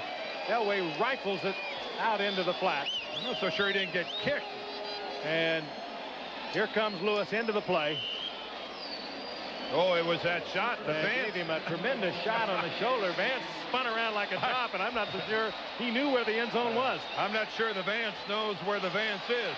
Lewis goes about 6'2", and he will pound you. 1st and goal from the 3. Humphrey gets about half the distance. 2nd and goal. 7:25 to play, 3rd quarter. Broncos with a 5-point lead and trying to stretch it to 12. Well, when you have a great defensive team, which both of these clubs do, but specifically now talking about the Chiefs, this is where you ask them for something special. This is that stage of the ball game where you ask them to rise. You ask them to come up with a big play, force Denver into a field goal. A field goal here is a major victory for Kansas City.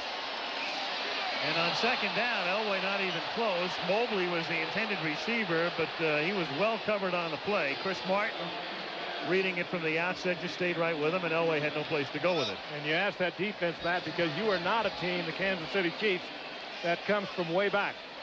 You're a ball control team. You're a defensive team looking to make the break. Yeah. But you're not a team that can come out there and throw the ball deep and get a lot of points very quickly. And here goes Denver. They'll spread the field now. Even though they're down inside the 5-yard line, they'll spread the field effectively in there with 4 receivers. One of them Sewell. Jackson in motion, 3rd down and goal. And Elway on a quarterback draw, a touchdown. Oh, boy. That came right out of the movies. Yeah, beautiful. Spread the field, and then attack the middle. Spread the defense and operate in the middle. The hours and hours that the assistant coaches put into looking at tapes and films. They know exactly what Kansas City was going to do in that formation. That play put in for just this one particular situation. Well, watch the left side. They pulled Jariga and Perry. Here comes Jariga and Perry. The backside is sealed off. You got 600 pounds out in front of you lead blocking. Boy, what a good-looking play.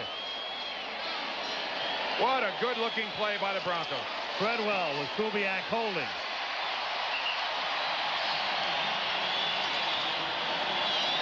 Third long Bronco touchdown drive of the night.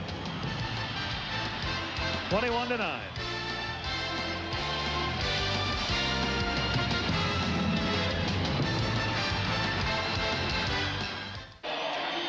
Well, last week the Chiefs found themselves down to Minnesota and they had to rally, but they were not 12 points down. They were down by 4 last week and won by 3. Now they're down 21-9 in miscommunication. And Worthen has to scramble just to keep possession at the 1-yard line. He and Manley got confused, and the Chiefs pay the price by starting this drive at the 1. What a backbreaker. What a backbreaker. Of all the times, you didn't need that to happen. Both of them trying to make a big play, but you got to talk back there. Somebody has got to be the designated one to say, take it, or I've got it, or something. You've got to communicate when there are 2 back there. And they didn't do it. And what a terrible time to have it happen. Well, at least if one of them would have caught it, it wouldn't have been so bad.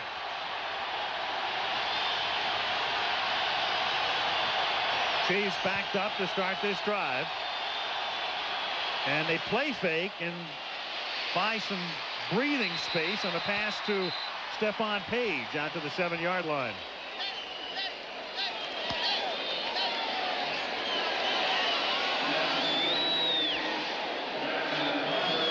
That's pretty gutsy stuff. You're in your own end zone. You put it out about as far as you can into the flat. But you can see how far Braxton is playing off. We talked about it earlier. He's playing back there 10, 12 yards. So you know you can go out there and get 3, 4, 5 every time you want to. 2nd and 4 from the 7. 6 minutes to go, 3rd quarter. Again, the fake to Okoye, but a tip pass. Oh, boy. And then a mugging by Mecklenburg. And the muggy was Okoye. And Carl has a little yuck. Cragen laughing about it, too. What a mugging he laid on Okoye. Watch this ball get tipped. Is it Cragen that gets it? Yep. Yeah, there's Cragen that gets it with his left hand right there. Okoye just standing there. Michael Brooks is the first one that hits him, and then Mecklenburg really gives him a kiss. Boy, it gets busy around there, doesn't it? Yeah, it really does. 3rd, a long 3 from the 7-yard line. And it's Page. First down, but he fumbles it, and it bounces right back into his hands. He got necktied by Henderson and winds up maintaining possession out of the 20-yard line. 50, 100 times that ball would not bounce like it did. Came off the turf and bounced right back into his hand. Now watch him go down. Now, do you think 9 times out of 10 or 95 out of 100? Smith strips it. Oh, he Look at kicked it to him. Kicked it to him. Oh, jeez. Well, how about 1 in 1,000? Oh, Elliott Smith's heel actually kicked it. First down at the 20-yard line. And still nothing for the Nigerian Nightmare. Well, look who's having there. a nightmarish night, Steve Atwater. I mean, that's the free safety, folks. Denver defense on no-dos. I mean, that's the free safety. That's a guy who normally is 10 yards off the line of scrimmage. He is now right on the line of scrimmage and crashing from the corner. You know, Dan, you can play Kansas City that way because they really don't have the blazing speed on the outside. Yep. You can let your free safety roam like a linebacker because you know your cornerbacks, with help from linebackers, can cover the outside guys, and you don't have to have that free safety roaming deep downfield. Well, I think it's safe to say that Carl Peterson and Marty Schottenheimer are well aware of that speed will be one of their future acquisitions, the very near future. 2nd and 11, and Okoye, and you can see why he only caught 2 balls last year. There's a flag down, even though that pass was a little errant. Yeah, talk your way out of this. Close to catching it. Come on, talk your way out of this one now. How was he supposed to catch that? Well, I'm saying at least he could have made it look better. You're right about that. I mean, he would have needed a net to get it. 5 yards and first down. And this is thrown behind the Nigerian Nightmare. It's the form I'm talking about. It does not look Rice or Taylor, does it? Rice would have had it. Come on.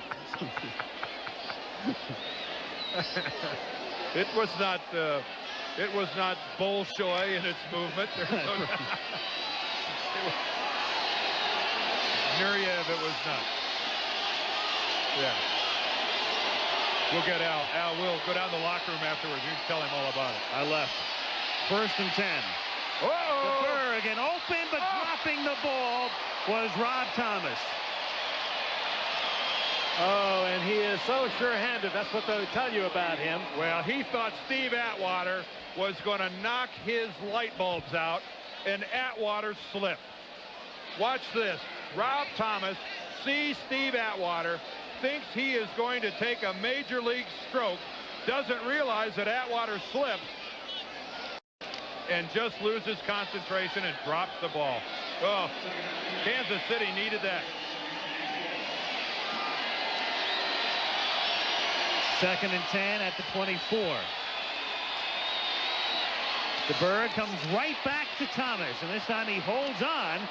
And more than that, he spins out of a tackle and gets the first down. And relax, Aaron. Sit back in your seat out there in Oregon. The youngster's doing all right.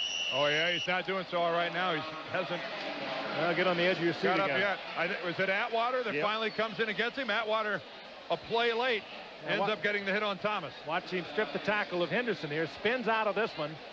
And now the hit he didn't get a few moments ago, Atwater. He puts on him right here. Right in the face. And they take a timeout on the field with 4:05 left in the quarter.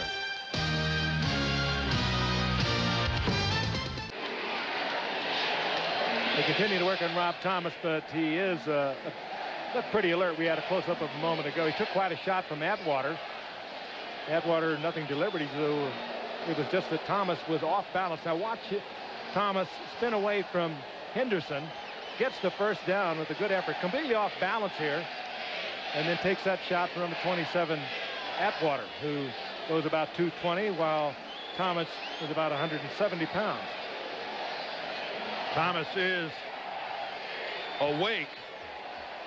I'm not, as far as his alertness is concerned, he's still flat on his back and has made no effort to get up, but he is conscious.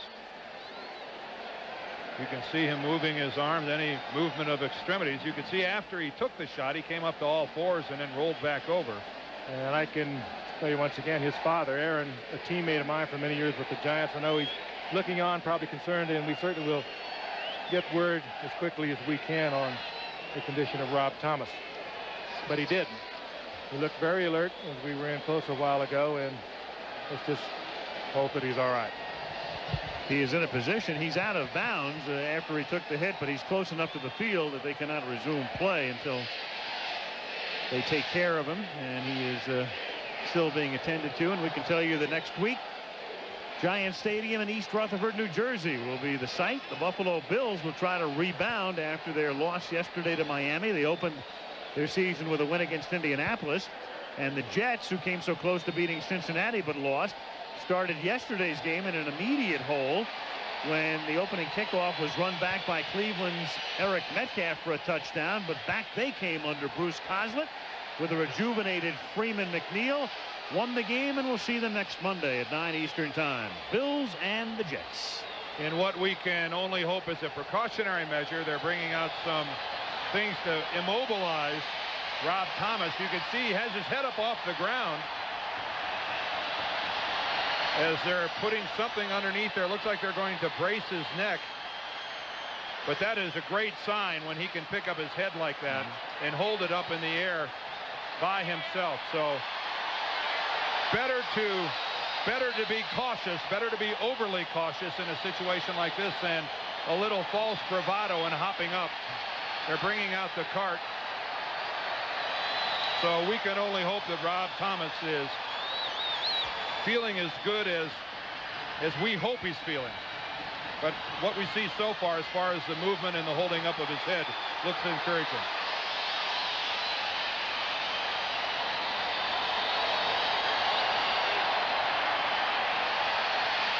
They're doing the wave here in Mile High Stadium, so don't confuse that the Bronco fans are cheering his injury. And he looks to be all right. I think he maybe even might have had a little bit of a concussion. Probably couldn't even tell them what was hurting, what the pain might have been. He looks to be all right, though. Good. We will check on it and get the word out. One thing that young Mr. Thomas just found out is that Steve Atwater is a big safety. 220 pounds, and he will pop you. And he will chase you all over the field. As he slipped on the last play on the far sideline and then came back to deliver the hit on the near side, and we will get further word on Rob Thomas as play resumes now with DeBerg leading the Chiefs to the line on a drive that you'll recall started back at the 1-yard line after the fumbled kickoff. 1st and 10 for Kansas City at the 42-yard line. 3:51 to go, third quarter. Denver leads by 12. Against the grain, the pass goes to Emil Harry, and he's taken out of bounds at the 50-yard line by the omnipresent Steve Atwater. Well, Carl Mecklenburg right now, though, is the Denver Bronco that says, I can't believe this happened to me.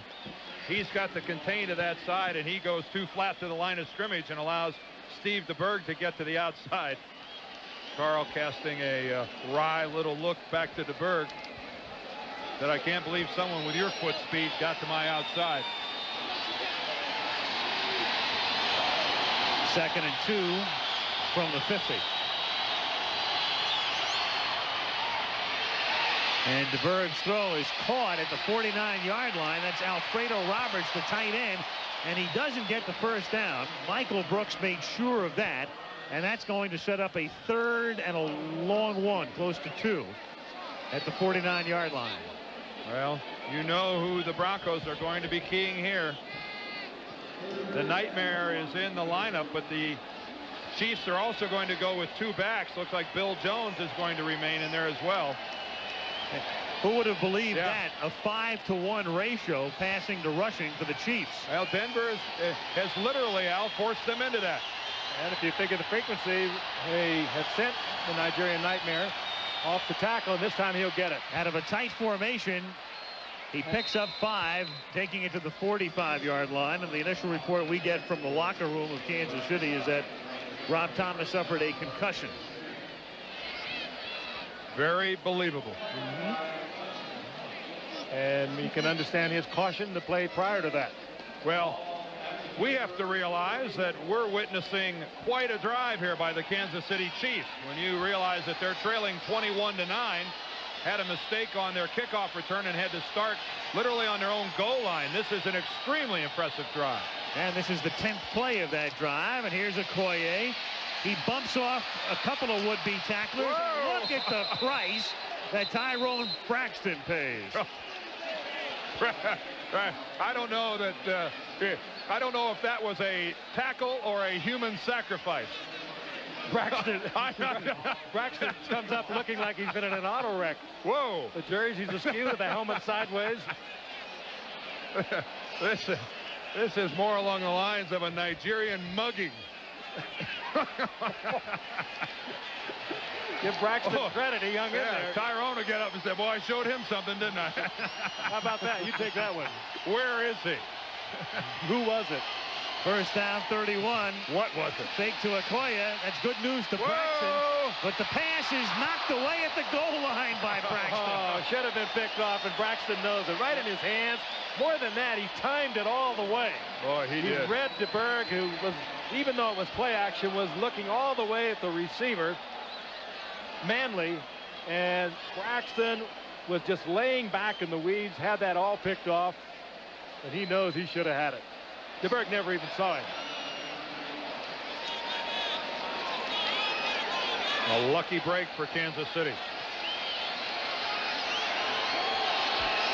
2nd and 10 at the 31. 1 minute and 7 seconds left in the quarter. And that pass is errant, intended for Manley, making it 3rd down and 10. One of the few bad throws on the part of DeBerg, but that was a bad throw. Could have got that out there, and it could have been a cross-up because he's saying something to Manley. And actually peering over, I guess, to pick up the play. No, he did have a word with Manley. DeBerg, one of the most studious quarterbacks, according to Marty Schottenheimer, he's ever been around. He said he comes in at 7 o'clock in the morning. He's there when everyone leaves.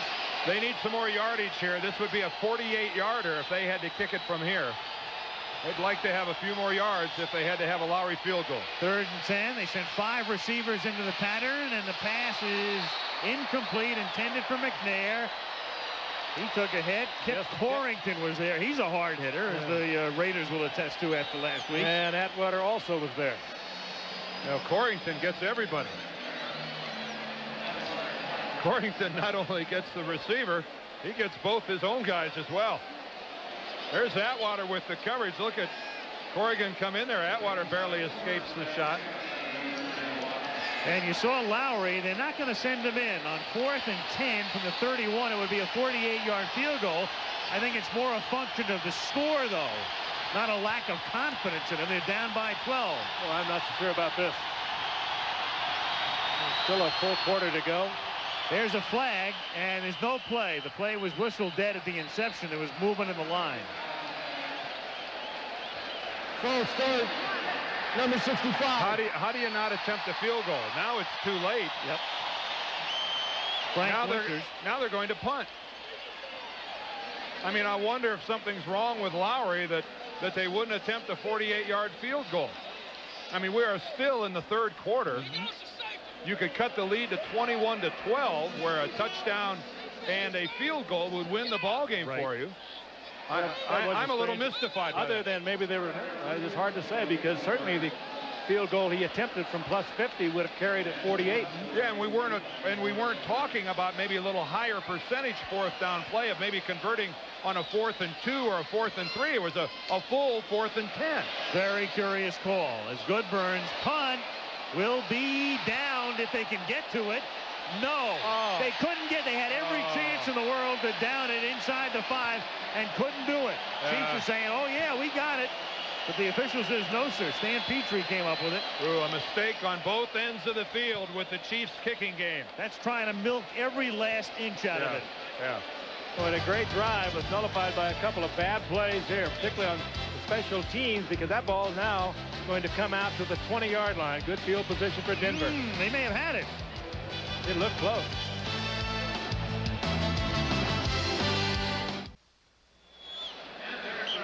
Very, very close as to whether or not the Chiefs were able to down it, but the officials say no. The touchback gives Denver possession at the 20 instead of the 1. And it's 1st and 10 in the final minute of the third quarter. Humphrey to the 29. Take another look now at the down to punt. Actually, they killed the ball outside of the goal line, but one of the Chiefs is in the end zone. That first stripe is the goal line. There's also the painting in the end zone. Don't be confused by that. Tracy Rogers, now he is in the end zone. Even though Stan Petrie is actually the guy that looks like he has most of the football, I mean, you can plainly see that Rogers is touching the football, and part of his body is in the end zone. I don't see any way you can fault the officials for ruling that a touchback. But certainly the Chiefs have to take a little blame for being so cavalier about covering that ball that they let it get that close. Third quarter is done.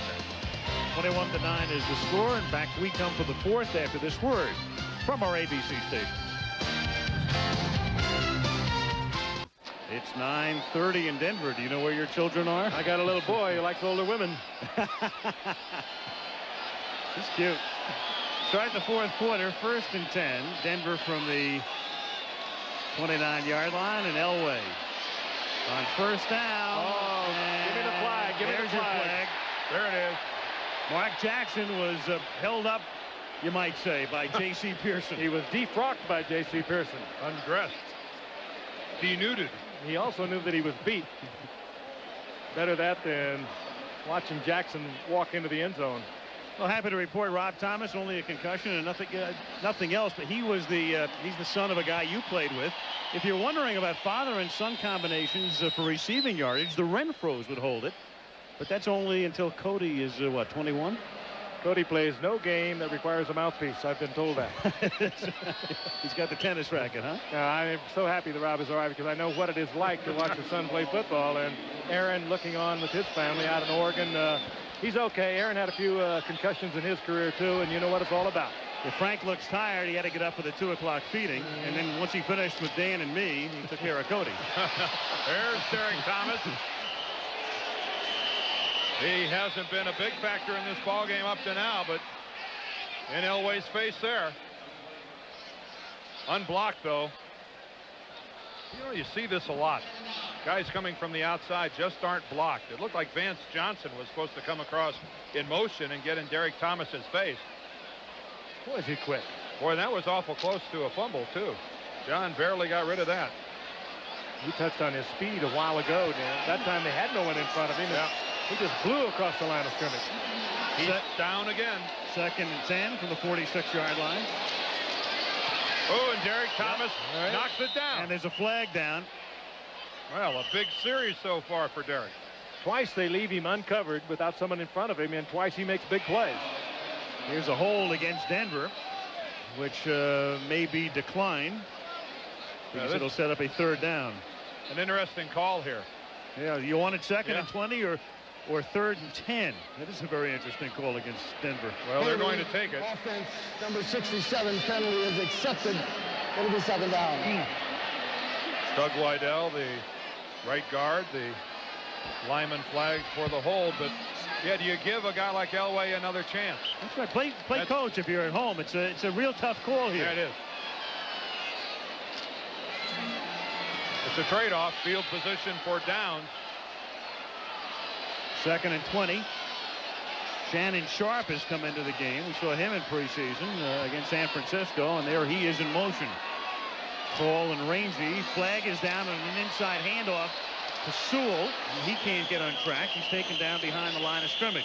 Sharp, I think, a rookie mistake. He was in motion. He angled towards the line of scrimmage before the ball was snapped, and I'm pretty sure we'll get illegal motion. And you will see this one decline.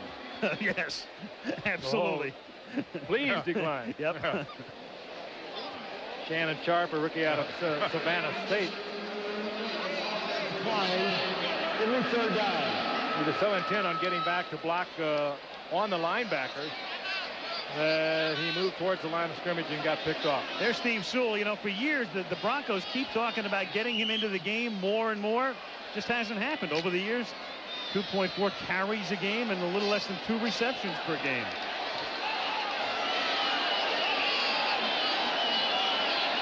Denver has converted their last 5 third-down opportunities, and this should be a free play for Elway. There are all kinds of flags, 3 of them, and the pass winds up incomplete.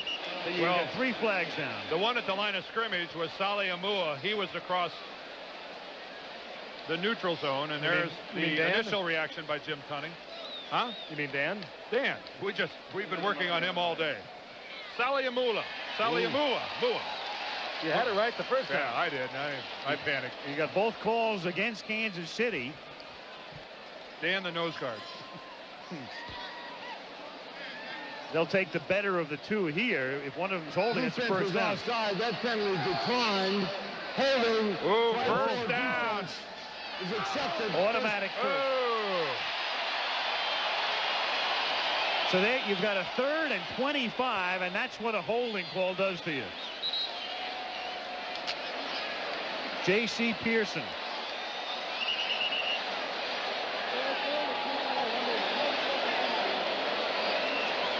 As penalties go, that is crucial. Now you go back to they had the extra play too, because they accepted one of the penalties. Huge penalty. 1st and 10 from the 40-yard line, and it's a one-hopper incomplete intended to Jackson. Jackson and Elway both in sync on the blitz, but Elway just threw it into the turf right in front of him. The 2nd and 10 at the 40-yard line. Give this Kansas City defense credit. They have really come together here late in the 3rd quarter, now in the early moments of the 4th quarter, and much as they did against Minnesota. When they went up quickly with 2 turnovers and 14 points, Minnesota battled back into that game. And Kansas City hung on and came back to win at 24-21. Pearson, who drew the flag, has been replaced by Albert Lewis. Humphrey to the 44-yard line. Neil Smith, number 90, makes the tackle. It'll be 3rd and 7.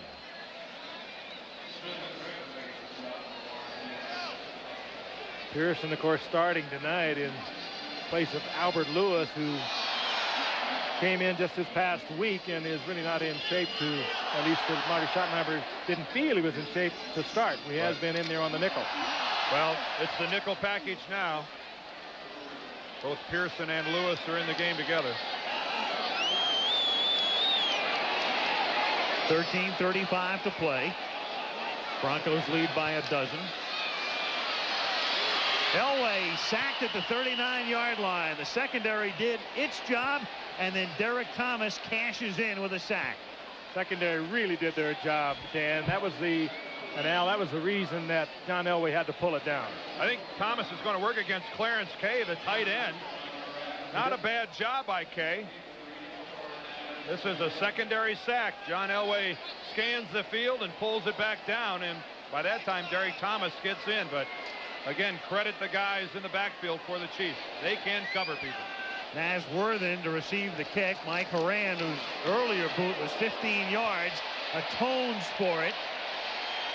Worthen at the 10 escapes the first would-be tackler and brings it back to the 14.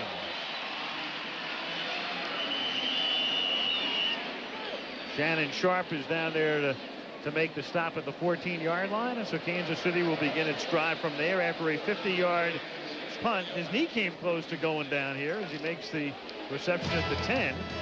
Montgomery down there quickly. That should have been down right there. It was only a yard or two difference.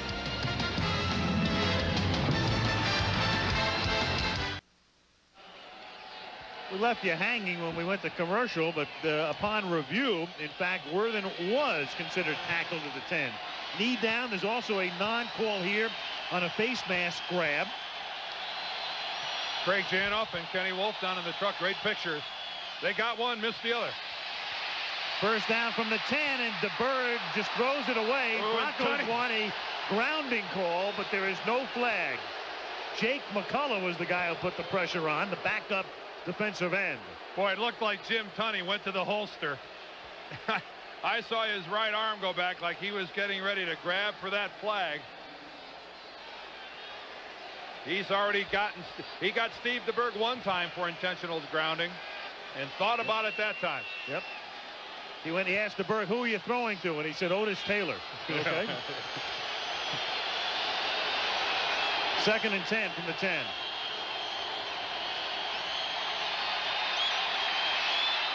Over the middle, finding the seam at the 25-yard line is Pete Manley. And out to the 29 for a first down. Oh, a fine pass protection by the Kansas City offensive line. Talk about giving your quarterback a chance to look downfield and pick out a receiver. A crossing pattern by Manley, and it takes time to get open on that pass route. Good work by those guys up front. How about the size of that John Alt, the left tackle? We were looking at him as we walked off during pregame warm-up. 300-pounder, first down from the 29-yard line. And nobody close. Mecklenburg spun DeBerg around, ripped off his jersey. DeBerg was just able to get that ball off. Yeah, and guess who he went around? We were just talking about John Alt. It's a long way around him. He's 6'7" and 300, but Mecklenburg was there. Watch him, 77, top of your screen. That's Alt, number 76. Here comes Mecklenburg, and watch what he does to DeBerg. Well, the guy who really saved the situation was that looks like Grunhard, the center, that came back and picked enough off of Mecklenburg that he didn't get a hard hit on DeBerg. 2nd and 10 from the 29. 12:03 to play. Emil Harry. Nice coverage. Oh, beautiful. Just the way we put it on the board. Bumped out by Henderson at the 45-yard line. First down. Someone in an orange jersey neglected to cover Emil Harry. They're so far away, I'm not sure that we could even pick anyone out.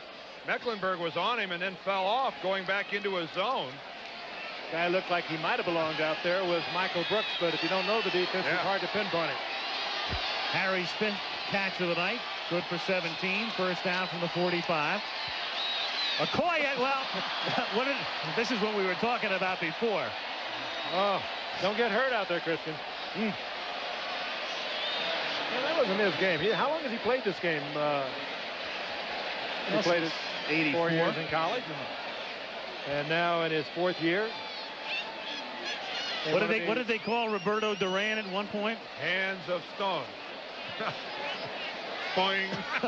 Face mask of stone. This is Christian's nightmare, a pass. Oh, don't think it could have been worse. That thing would have stuck in that face mask. 2nd and 10. Look out. Fletcher came flying through, but Harry makes the catch, and he's out of bounds at the 35. And DeBerg got rocked by Fletcher, but got the pass away. And Harry having a big night. Oh, what a play by Steve DeBerg, though, Frank. Boy, way to stay in there, take your shot, and complete the pass. And he knew he was going to get it, and he saw Fletcher coming, and he waited till Harry uncovered and was still able to get it there. It ties Harry's career high, 6 in the game. He did it against the Jets in '88. And here go the Chiefs with no huddle. At the 36, conserving time, 11 and a half to go. Jones is the sole running back, and he gets the ball and takes it to the 32-yard line, stopped by Cragen. First carry of the night for Jones. And again without the huddle. 12th round draft pick a year ago that was cut at the beginning of last season, and they kept him on their, re-signed him and kept him on their developmental squad, Bill Jones, and turned into quite a football player for him. What's the use of going no huddle and then you allow Denver to go ahead and substitute? Might as well go back in the huddle. 2nd and 6. Page, nice catch. Out of bounds at the 20-yard line. Steve Atwater with the tackle. And we talked about Marty Schottenheimer asking his defense to get with it. Now it's Danny Reeves' turn to do that, and a good move there to beat Elliott Smith. This drive started back at the 10, so they have marched 60 yards. Make it 70 yards. 1st and 10 from the 20. There's a play. Oh, Fletcher. It's a live ball. It's picked up by Mecklenburg, who takes it to the 39. And Steve DeBerg is still down at the 25, slowly getting up. Never suspected that Fletcher was coming free. Looking downfield, he took a shot in the back and just now was able to get up. Well, it looked like the back on the play was supposed to have the block on Simon Fletcher. You know, the patented play action look by Kansas City. Oh, DeBerg really took it. What a way to take the heart out of an offensive ball club. They're moving the ball well. They're moving it downfield. Watch the bottom of your screen. 73. DeBerg never saw him. Boom. He gets pounded. And watch Mecklenburg. He tucks that ball away, moves it so it'll be away from the tackler. That was Bill Jones, the back in there, that tried to block Fletcher. Elway on a roll and then throws it into the hands and out of the hands of Mark Jackson. Just threw a bullet there, and Jackson couldn't hang on. Well, I tell you, it's a physical game tonight. We have seen some tremendous hits.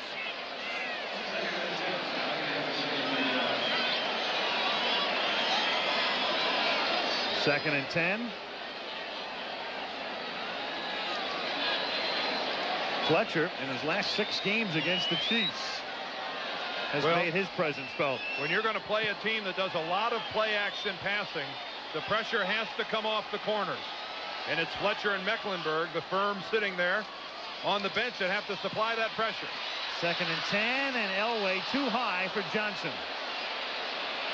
And Elway paid the price that time in the form of the hit from Sally Amua. Dapper Dan, plan B pickup, and what a pickup he turned out to be. Dan, the nose guard. Hey, what he allowed Kansas City to do was to adjust their defense. He took over nose tackle and that enabled them to move Bill Moss out to the defensive end, and the defense gelled midway through of last season and turned in, as what we said earlier, to the 2nd-ranked defense in the entire league. So he's been a big part of it. Came over from the Lions. 3rd and 10. Too bad that Sally Amua couldn't have been on the same line with Tuiasosopo. Oh, yeah, thanks. Natil at the 31-yard line, fighting for a first down, and may have had it. He made the catch at the 30, needs to get to the 29, and that's about where they're going to spot it. What did Dan Reeves tell us last night? We just don't know about Ricky Natil. We're going to give him a lot of work. His leg is still weak, and Natil has made a couple of big plays tonight, and this one is just an extra effort on the part of the speedster from Florida. Oh, that wasn't a catch. That's no catch, boys. No catch. No, Mr. Review, go to work. Next sound you'll hear is a whistle from the umpire. That's no catch. That's a trap all the way by Ricky Natil. Well, they're going to measure for the moment to see if it's a first down, but they're also going to check upstairs. Everyone is looking next door to the booth there. I mean, this is a trap.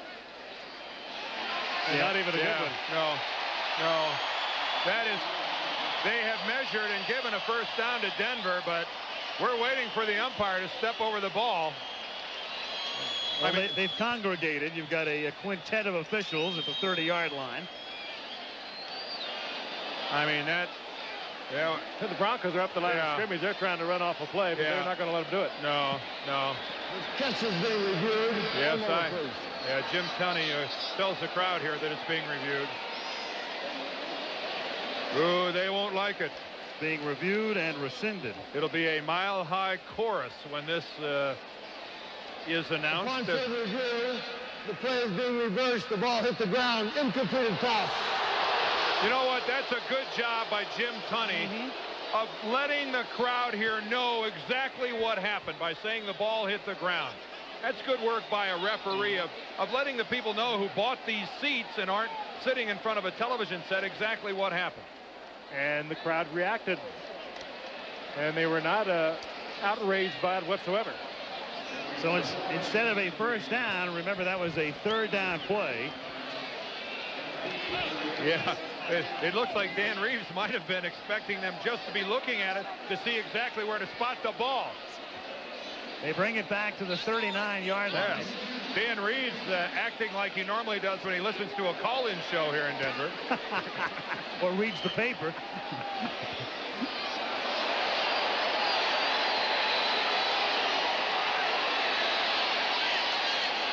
Horan to kick. Whoa, and the Chiefs came across, and naturally they'll point at the Broncos. Well, either way, if it is against Denver, it won't be good enough for anything near if it's against Kansas City, rather, not anything near a first down yardage, as it's 4th and a full 10. Time had appeared to have run out also. No, I think there was still was 9 seconds left on the clock. If it's against Kansas City, it puts them in position to kick a field goal. It would be about a 51, 52-yarder. If it's against Kansas City. Yeah, but what they pass on, the Chiefs passed on a 48. We'll see if they give Treadwell a chance from that kind of distance. Dan Reeves working the crowd. I'm glad he had his arteries cleaned out, huh? False start offense. 5 yards, still 4th down. So it goes against Denver. That settles your field goal problem. Certainly does. Actually, it doesn't hurt them on the punt. It doesn't hurt them on the punt, but again, it takes them out of what might have been field goal range. And if you kick a field goal right now, that's as good as gold. That gives you a 15-point lead.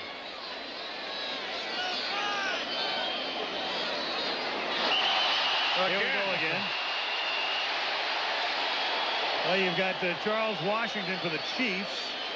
Encroachment, 46. Defense, 5 yards. It's like a yo-yo.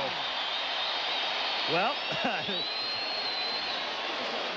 back once we came to the 39.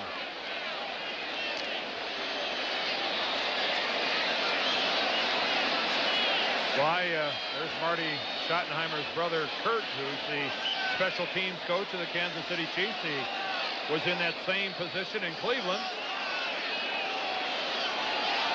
I dare Denver to go offsides again. Chiefs try to block it, and they do.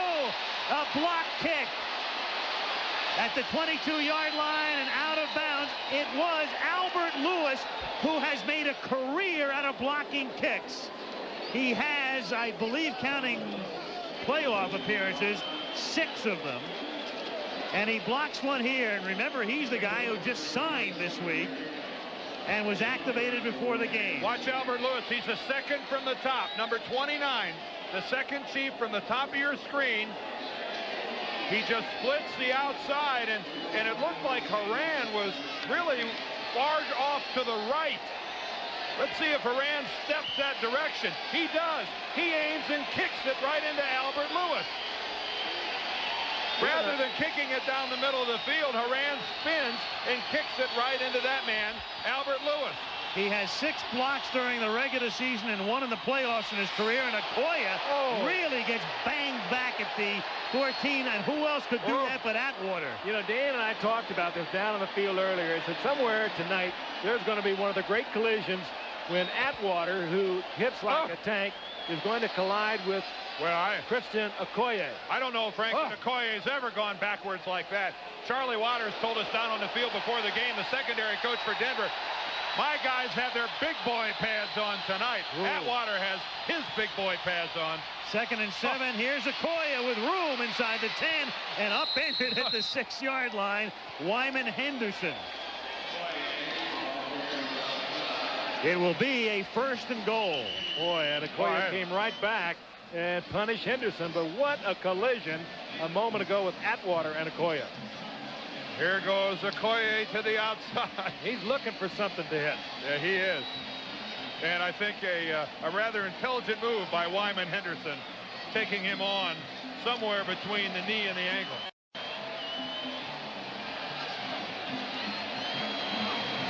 First and goal just inside the 6-yard line, or just outside the 6, with 8:46 remaining. Remember, the Bronco defense has not yielded a touchdown this season. They frustrated Kansas City all night tonight. Denver leads 21-9, 1st and goal.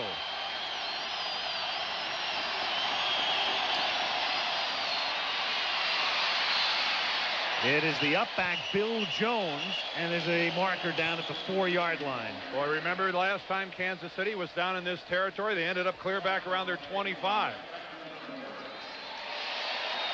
Holding. They're going to back him up once again. This is the 2nd time that they've been this deep into Denver territory, and mistakes are killing us, says Marty Schottenheimer. 87, still 1st down. That's the tight end, Alfredo Roberts.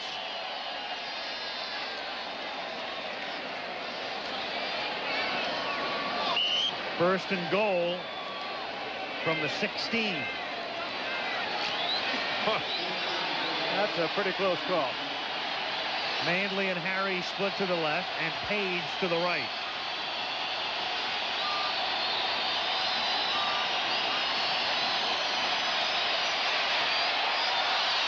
For Page, touchdown, but a flag down.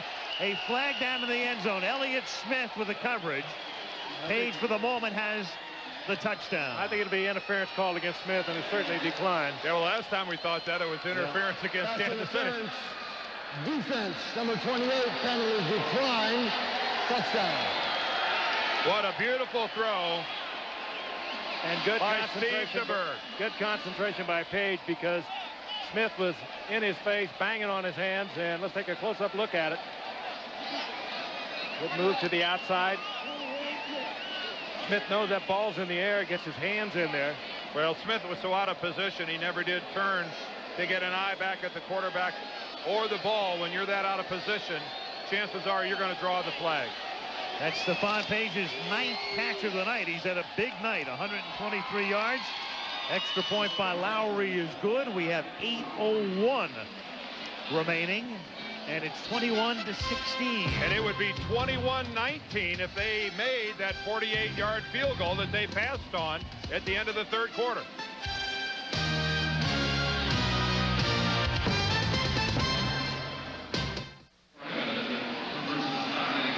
Well, Albert Lewis's block kick sets it up. DeBerg leads them in for the score. And let's take a look at this head-to-head matchup tonight. Elway against DeBerg, 2 former teammates. The Kansas City defense has pretty much taken Elway out of the game, the Denver offense out of the game here in the 2nd half. And if they come back and win this, it's going to be shared with the defense, most certainly. They have stayed in it. They have been able to stymie the Denver offense here in the 2nd half, and they kept themselves in it. Now all of a sudden they're only 5 back. And Lowry to kick off.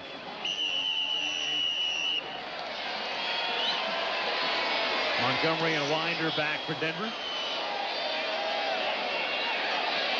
Sammy Winder settles for the touchback.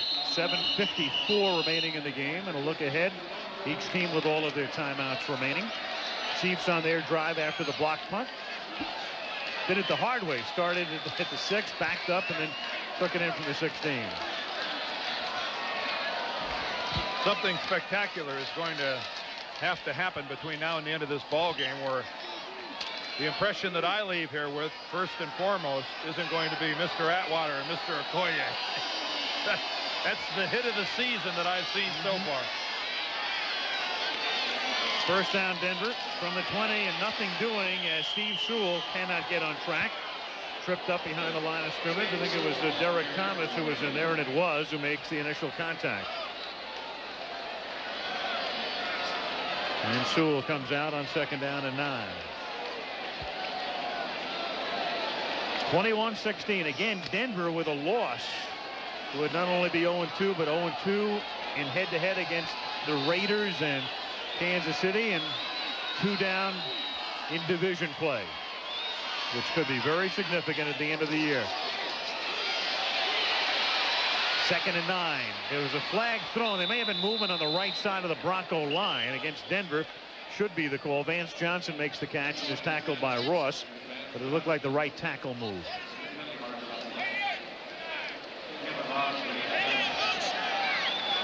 For the tight end. Once again, Elway had all the time in the world to throw the ball, but it was just fine coverage by the Kansas City secondary.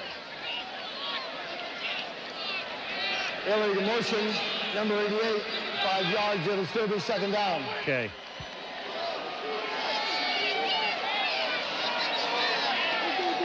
Clarence Kay costs him 5, moves it back to the 16-yard line. It'll be 2nd down and 14. Clarence Kay can't seem to get out of that habit of making one good play, one bad play, another good play, then another drop pass. Very inconsistent. No reason for that, Dan. He wasn't the prime receiver. 2nd and 14. Look out. Elway escapes the sack the first time, but not the second, as Hackett finally comes in after Griffin all but had him, and then he's polished off by Dino Hackett. I'm not so sure the first guy to get him wouldn't have been Derek Thomas, except he slipped and fell. A play that John Elway never had a chance to develop.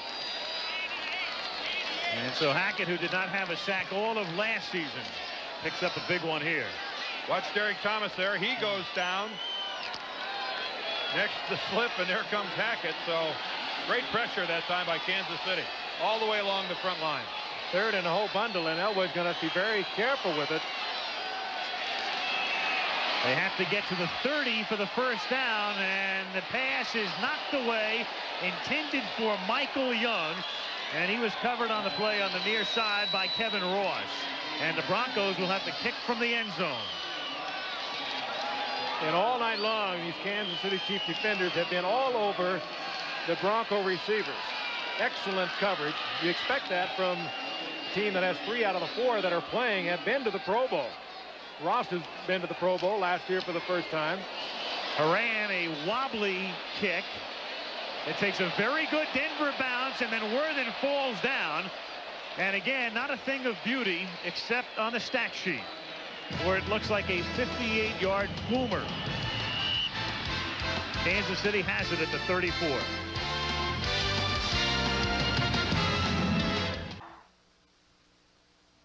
Pat Bowlen looking on, the anxious owner of the Denver Broncos, whose team has seen a 12-point lead become a 5-point lead, and Kansas City has the ball again. He flew with the Blue Angels on Friday. He said it was one of the great thrills he's ever had as he soared around on an F-18 for about an hour. Meanwhile, who would believe those numbers? The Chiefs, a 4-to-1 ratio passing to running. Okoye makes the catch, which is news, and then takes it out to the 41 for a gain of 7. Mark Munford makes the tackle. Good. The good soft hands of Christian Okoye on display there. Watch the fluid grace as he comes out. This is a good picture of him, too, and look at this. He really is light on his feet. Once he holds on to the football, what's the cut back to the inside? Well, he caught 24 when you look back to his rookie season. Hey, a good tackle there by Munford, huh? 2nd and 3. Okoye, and he leans, he angles his body and picks up the first down by doing so out to the 45-yard line. Al, I want you to take it back, all the critical things you had to say about Okoye. It wasn't me. His pass receiving skill. Never said a word. Not me. Well, he's going to find out about it. No. He's a very, remember, we detailed him, a very gentle soul at the top of the show. It's a good thing. Yes. Next time around, Christian, I want to talk to that soccer guy. First down from the 45. to Berg, to Harry. Oh, he gets 50. there. He makes the catch, and that's a career high for him. On the Denver crowd and say, well, how come they can trap it and we can't? Now, I'm not sure that was a trap, but they do. Harry had both hands underneath it, pulled it into the chest, and they're going to go with the hurry-up offense before anyone looks at it, I think. 7 catches for Emil Harry. Fourth year out of Stanford. They're going to look at it. Speak into my microphone.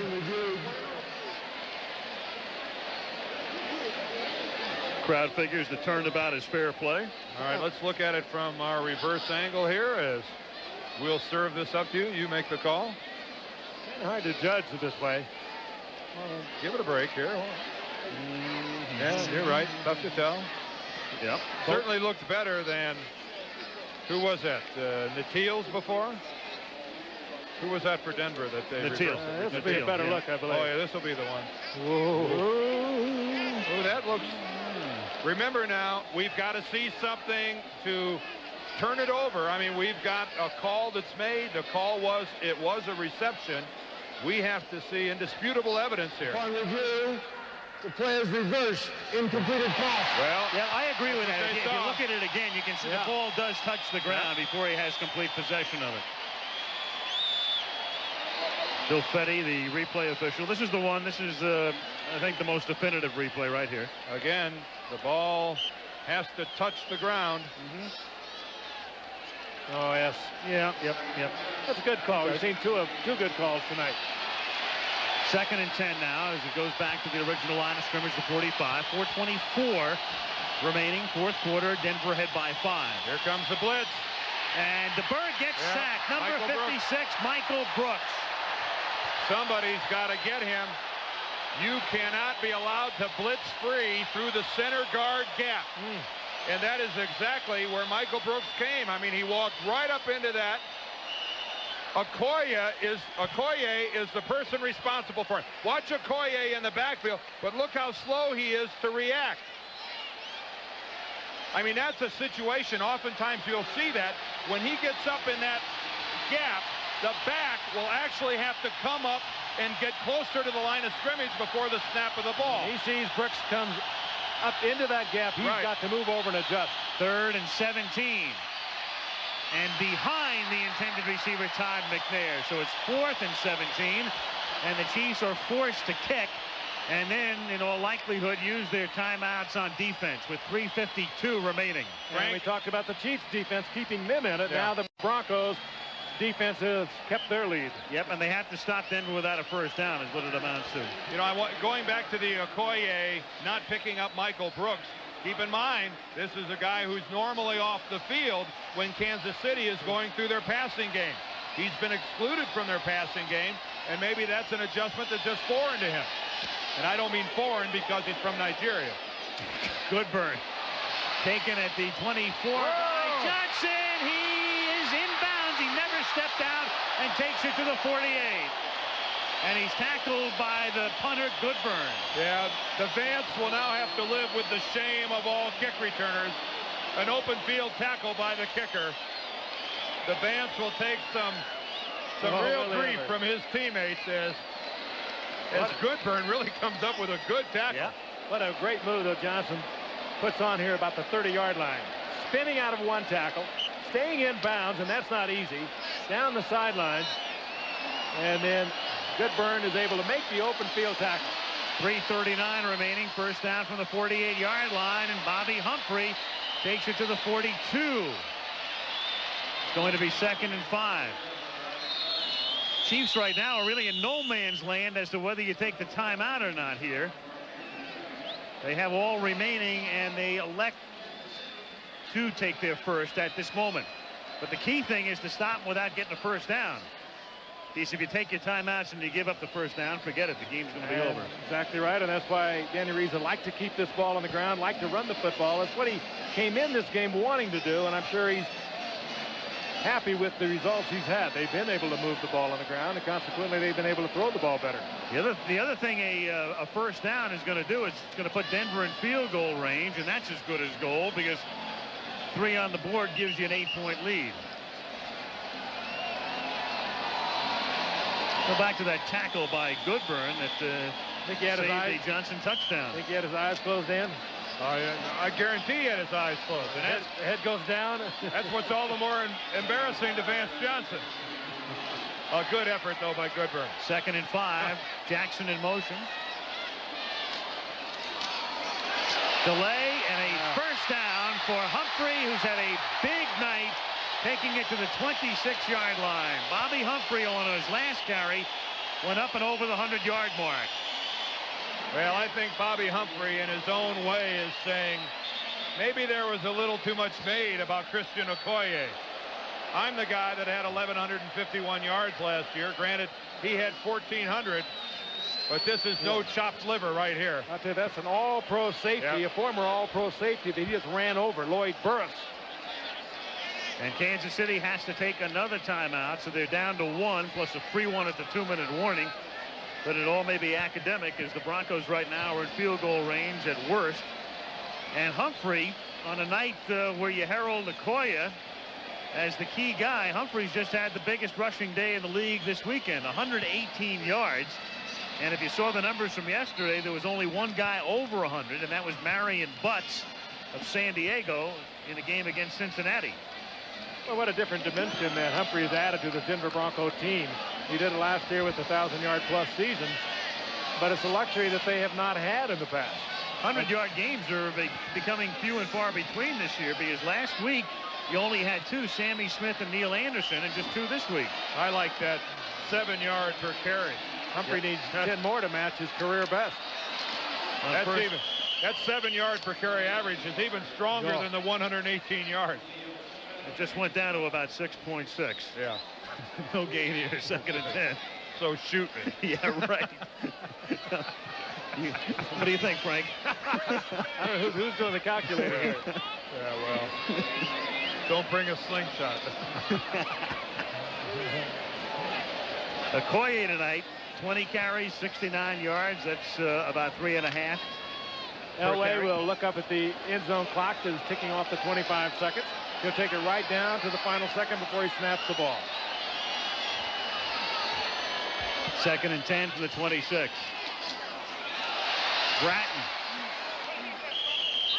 See, this is something, gentlemen, as we look back to the Chiefs and their offensive problems tonight, I think this is something they're going to have to deal with from here on out. I think from a defensive coordinator's point of view, the easiest part of a game to take away from an offensive team is their running attack, especially if it comes from predominantly one person. I mean, you know, we saw the Bears do it to Eric Dickerson in the playoffs. You can take it away by overloading the line of scrimmage. The Kansas City Chiefs, if they're to win this year, are going to have to learn to win by throwing the football with more than just play action passes. The Broncos did a job on Okoye tonight. They sprung it out, and he is not the kind of runner that can cut back into it. And in the first half particularly, they absolutely stymied him on either side of the line. Chiefs just took their last time out. Dan, your point is well taken, Dan, because tonight the Chiefs proved they can put a lot of yardage on the board through the air, and yet they're still on the short end. Right. Once again, though, Wade Phillips proves that he's one of the superior defensive coordinators in the game. Here's Elway, stopped at the 21. Chiefs are out of timeouts, but the clock will stop at the 2-minute warning. This guy's going to be a head coach in this league before long. He already was for a short-term basis with the New Orleans Saints. Took over for his dad. Yeah, he's wildly successful in New Orleans. Yeah. And did, of course, in the shadow of Buddy Ryan, you didn't hear much about him. He comes here, and he's been a bit of a boy genius. We'll be right back. With a field goal attempt.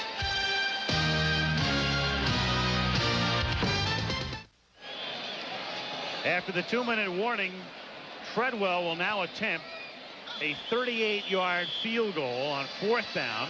The ball will be spotted by Gary Kubiak at the 28-yard line. This would give Denver an 8-point lead. Much at stake here. Kansas City with no timeouts. Yep. Much at stake for a few folks around the country here, too. Oh, no. We're not allowed to talk about that, right? But oh, he missed the it. kick is wide to the left, and the Chiefs are still breathing. There's Albert Lewis that had the blocked punt earlier. It led to a Kansas City touchdown. Al, what were you talking about a minute ago when you were talking about it means a lot to a lot of other people? I'm thinking of a euphemism here. I haven't come up with one yet. I didn't understand what you were trying to say. What are you trying to say there? Well, you know, what a great team player he is. Yeah, right. Yeah, thanks. Well, some teams are thought to be a certain amount better than other teams. Oh, I see. I see. In different degrees. And to different degrees, exactly right. Well, let's see if Kansas City here can spread it around. Yeah, I like that. First down from the 21-yard line. Uh-oh, offside. That's John Off again. False start. False start. Number 76. 5 yards, so first down. Alt caught a couple of times tonight. Perhaps looking across the line of scrimmage at number 77, Carl Mecklenburg, who's been lined up across from him all night long. You know, I think offensive tackles, when they operate out of that two-point stance, I think it's easier to find yourself back on your heels and moving out of that stance before the snap of the ball. I think you're really much more prone to having that false start when you're up and off the ground. Here the whole Chief line is up off the ground. First and 15. Remember, the Chiefs do not have a timeout. Getting free was Page, and Page is across the 50. Goodbye. Page is out in front, and Page will go all the way for a touchdown. Well, well, well. Can you believe this? No. Like I said earlier, they rarely get a pass play over 30 yards. A missed tackle. Don't go away. 1:44 remaining. Denver with 3 timeouts. But what a great play. A zone defense, a prevent defense, whatever you want to call it. And DeBerg split it perfectly. That's Elliott Smith. Takes his shot up about the 5-yard line. Now he's in between, in the gap between the zone. And there's the missed tackle by Corrington. And that's the critical factor in this play. Kip Corrington, the safety, coming over. That's his play, and he goes for the big hit. Misses it, and there's a touchdown. We talked about it before. He loves to hit hard, and he picked the wrong time to do it. You're going to hit somebody hard, you got to make sure you get him, and he didn't. And the next thing you know, you got an 83-yard touchdown. And the 10th catch of the night for Stephon Page. Extra point by Lowry was good. Guys, let's go ahead and roll this tape, and we'll show where the big play comes. We'll show where Corrington misses it.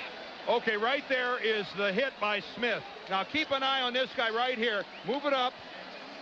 Okay, stop it right there. There, you see right here is where Corrington, rather than being in front where he can make the tackle, he's behind. And Stephon Page, after that missed tackle, has nothing but a whole lot of empty field in front of him. A gamble by Corrington that backfires badly. 1:44 remaining. Interesting, a couple of weeks ago, we saw Montana rip New Orleans prevent defense. Final seconds of play down there. Denver goes into it here.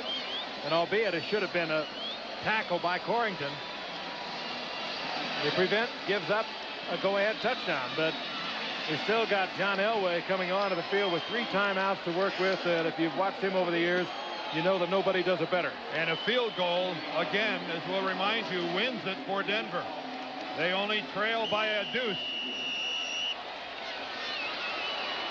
And DeBerg in his first ever start on Monday Night Football, 395 yards. Winder from the 2 gets taken down by Bill Jones at the 17. Now, I don't know what's going to happen at the end of this ball game, but with Kansas City clinging to a 2-point lead, again, I have to remind everybody about the 48-yard field goal they did not attempt at the end of the third quarter. If they would have attempted it and made it, they would now have a 5-point lead, and it would take a touchdown to beat them. Hey, big numbers on the night, bringing in the oxygen again. The altitude here in Denver, they call it the Mile High City, is 5,000 plus. First down, Denver, 17-yard line. Elway, errant pass. Steve Sewell, the intended receiver. Errant pass, but again, fine coverage. J.C. Pearson providing the coverage on Sewell, and Elway really had no place to put that ball. I'm not so sure that that's not a full throwaway by John. Absolutely. The way Sewell was covered. And the best day, or in this case night, that Steve DeBerg has ever had. And if he wins this game, along with his Kansas City Ball Club, I'm sure the most satisfying. Again, no team starting the year 0-2 has ever gone to the Super Bowl. Elway, who is 0 for 7 in this quarter, connects out at the 34-yard line. It is ruled a catch at the 34 by Michael Young. Great possession receiver. He went down low to get the football, and we have an injured Smith way back at the 5-yard line. I think it's Neil Smith. And that stops the clock at 1:16. Yeah, see, this doesn't serve Kansas City's purposes at all, so we have to assume that Neil Smith is really injured. They gain no advantage from it. No. Now watch Young. Plan B player from a year ago from the Rams. He goes down, dives in, and gets both arms under the ball, and they'll probably reverse that. Yep, and it's because of the injury to Smith that they're going to review this now. Otherwise, chances are the Broncos would have gotten the next playoff. There's as no simple way. as that. Nope, that will be brought back. And this crowd will go wild. They will go wild. They have no idea this is coming. And it is definitive. Oh, yeah. And it's also definitive that Smith's hurt. He's not faking it here. Oh, this crowd will go nuclear. Look out. Well, he didn't even come close to handling that one. No. They have no idea what's about to happen. Oh, I think they may have an idea now. There are a few portable televisions in the stands. Well, there aren't that many. They're going to bring it back, and I don't think Dan Reeves is. They're telling him right now. It's coming back. John Elway doesn't know it. He's up in the huddle. Denver's going to try to break their huddle and think they're going to run a play. They don't see the ball is 10 yards behind them. Hey, I don't mean to laugh, but the ball is behind them as they come out of the huddle. The ball's, look, widen out. Look where the ball is on these guys. Well, they haven't told anybody yet. Look, they're in the huddle. There's the ball. That's Chris Martin says, hey, guys, up here. I think maybe the official should have told the players that they took the ball and moved it. This is like an Easter egg hunt out here.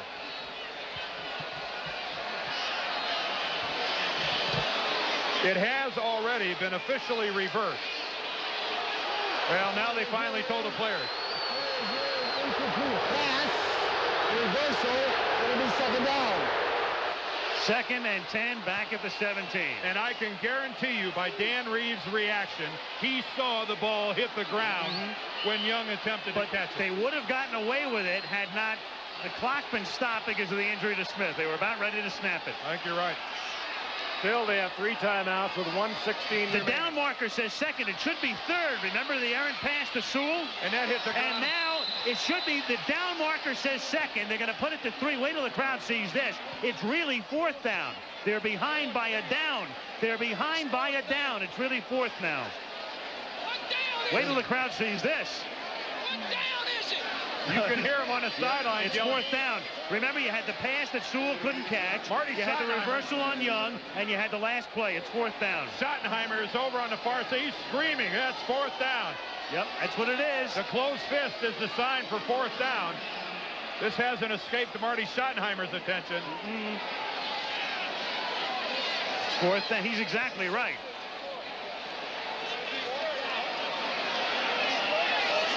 Of course, that dramatically affected the call that was sent in to John Elway. Here comes Neil Smith back into the ball game. Elway is now 0 for 9 during the 4th quarter.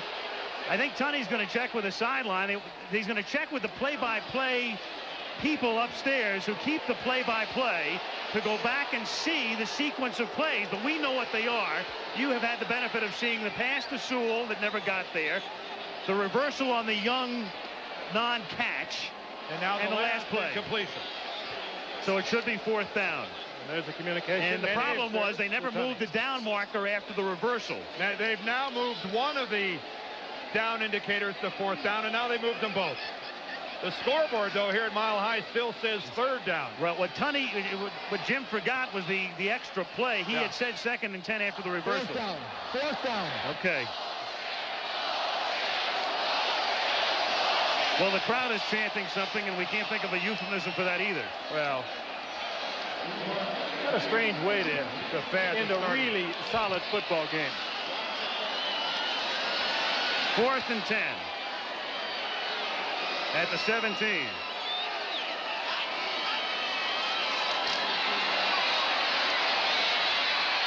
Elway for Johnson, who's out in front, and he makes the catch. He beats Kevin Ross. I don't believe this. The Vance. He beats Kevin Ross, all-pro cornerback. Elway got all the time you could imagine. You would have thought they would have been putting much more pressure on Elway. They call timeout. Well, they're in field goal range already with 1 minute remaining and a couple of timeouts. Well, guys, not only does Ross get beat, but even the biggest mistake is the safety. Which safety is it back there that is late reacting? Maybe we can get it on this replay. But there was a Kansas City free safety sitting back there. There he is, Jeff Donaldson. And Jeff Donaldson, whose play that is, all the way is nowhere to be seen. Elway steps back in, good protection. See Donaldson? Donaldson is trailing that play, leaving Ross all alone. He was looking into Elway. I don't think he even saw Vance Johnson coming across field. How far? Kevin Ross in man for man. How far did John Elway throw that ball in the air? He whipped it about 50. Treadwell warming up. Remember, a field goal wins it for Denver. It's as simple as that, and he is just about within range. His career high is 46. He's done that twice. If they don't gain another yard, he's looking at about a 51-yarder. Oh, what an ending to this game.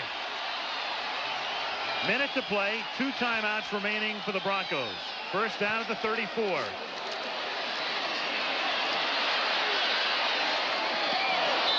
And Elway throwing it behind Vance Johnson, who had cut back in from the sideline. It'll be 2nd and 10.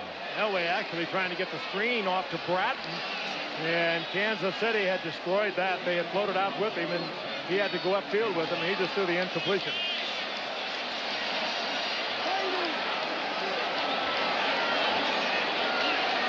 Second and 10.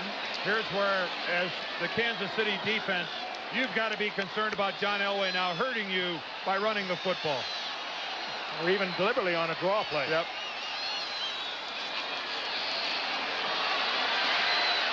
Catch is made. Jackson, first down at the 20-yard line. Mark Jackson. Oh, the Amigos have performed during the closing few minutes of this ball game. Denver takes a timeout. They have 1 left, and we have 45 seconds on the clock. The scoreboard is showing 2 timeouts left for the Broncos. They better get that corrected. Yep, or the crowd will go nuts once again. They only have 1, yeah. And the scoreboard here at Mile High is showing 2. And so much for shortening these games up, huh? Frank, you were right at the outset. I thought you were going to win the Hype Award. We got a classic on our hands. We do.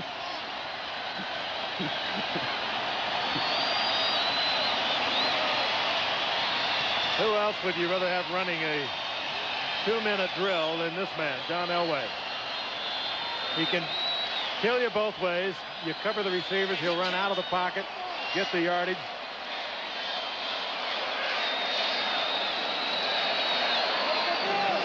Guy we saw last week isn't too bad either. Last Monday, we watched Montana march the Niners down the field to win it. Elway tries to duplicate the feat here with 45 seconds left. First down at the 18-yard line. And this is Steve Sewell. Yeah, I think this is where you don't give up trying to score a touchdown. No, I agree. Why? Well, they're not. They're going for it. Yeah, take your crack. Try one in the end zone. Darn right. 2nd and 10, and Elway throws it away with 25 seconds remaining. I don't know that I would just automatically entrust this to David Treadwell. Yep, you're looking at especially with Albert Lewis on the other side. Kick blocker extraordinaire. Right now you're looking at a 36-yard field goal attempt, and there is Lewis. Remember, Treadwell earlier missed a 38-yarder. Pat Bolin, the Bronco owner. Have you ever seen walking anxiety? There it is. Carl Peterson, the president and GM of the Chiefs. It's 3rd and 10.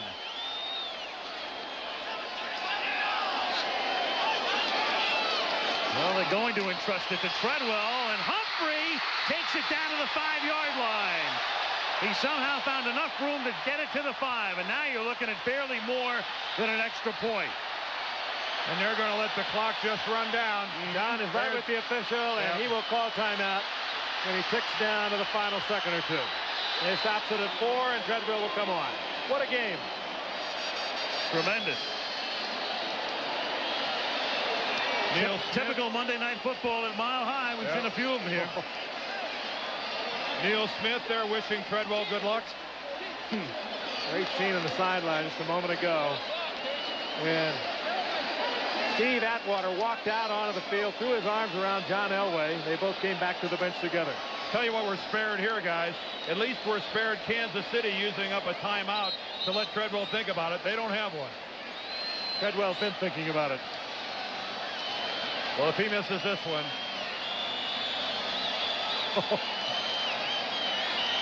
He best be moving on down the highway. Gary Kubiak will put it down at the 12. He's hanging from the upright. 22-yard attempt. Keith Parse will snap it. Chiefs will try to block it. Broncos win it. It's over also.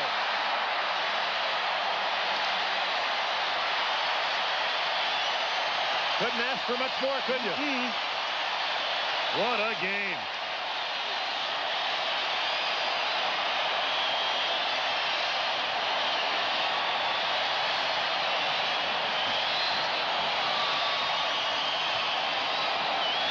Well, when Denver needed it, their big guys came through. John Elway, Carl Mecklenburg, Vance Johnson. They all took turns coming up with the big play. And if nothing else, I think the Chiefs established themselves as legitimate contenders. And let's don't leave out Simon Fletcher. What a hit he put on DeBerg to get the big turnover. This was the toughest place for a road team to win a game in the 80s.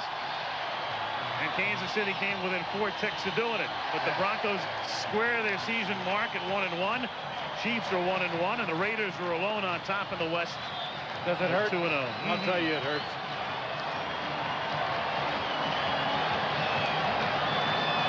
The highs are among the best. The lows are among the worst. 24-23. The Broncos beat the Chiefs in Denver.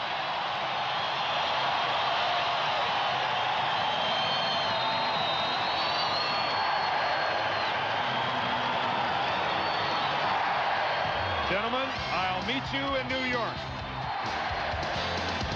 See you in the Apple next Monday, 9 Eastern Time. The New York Jets hosting the Buffalo Bills.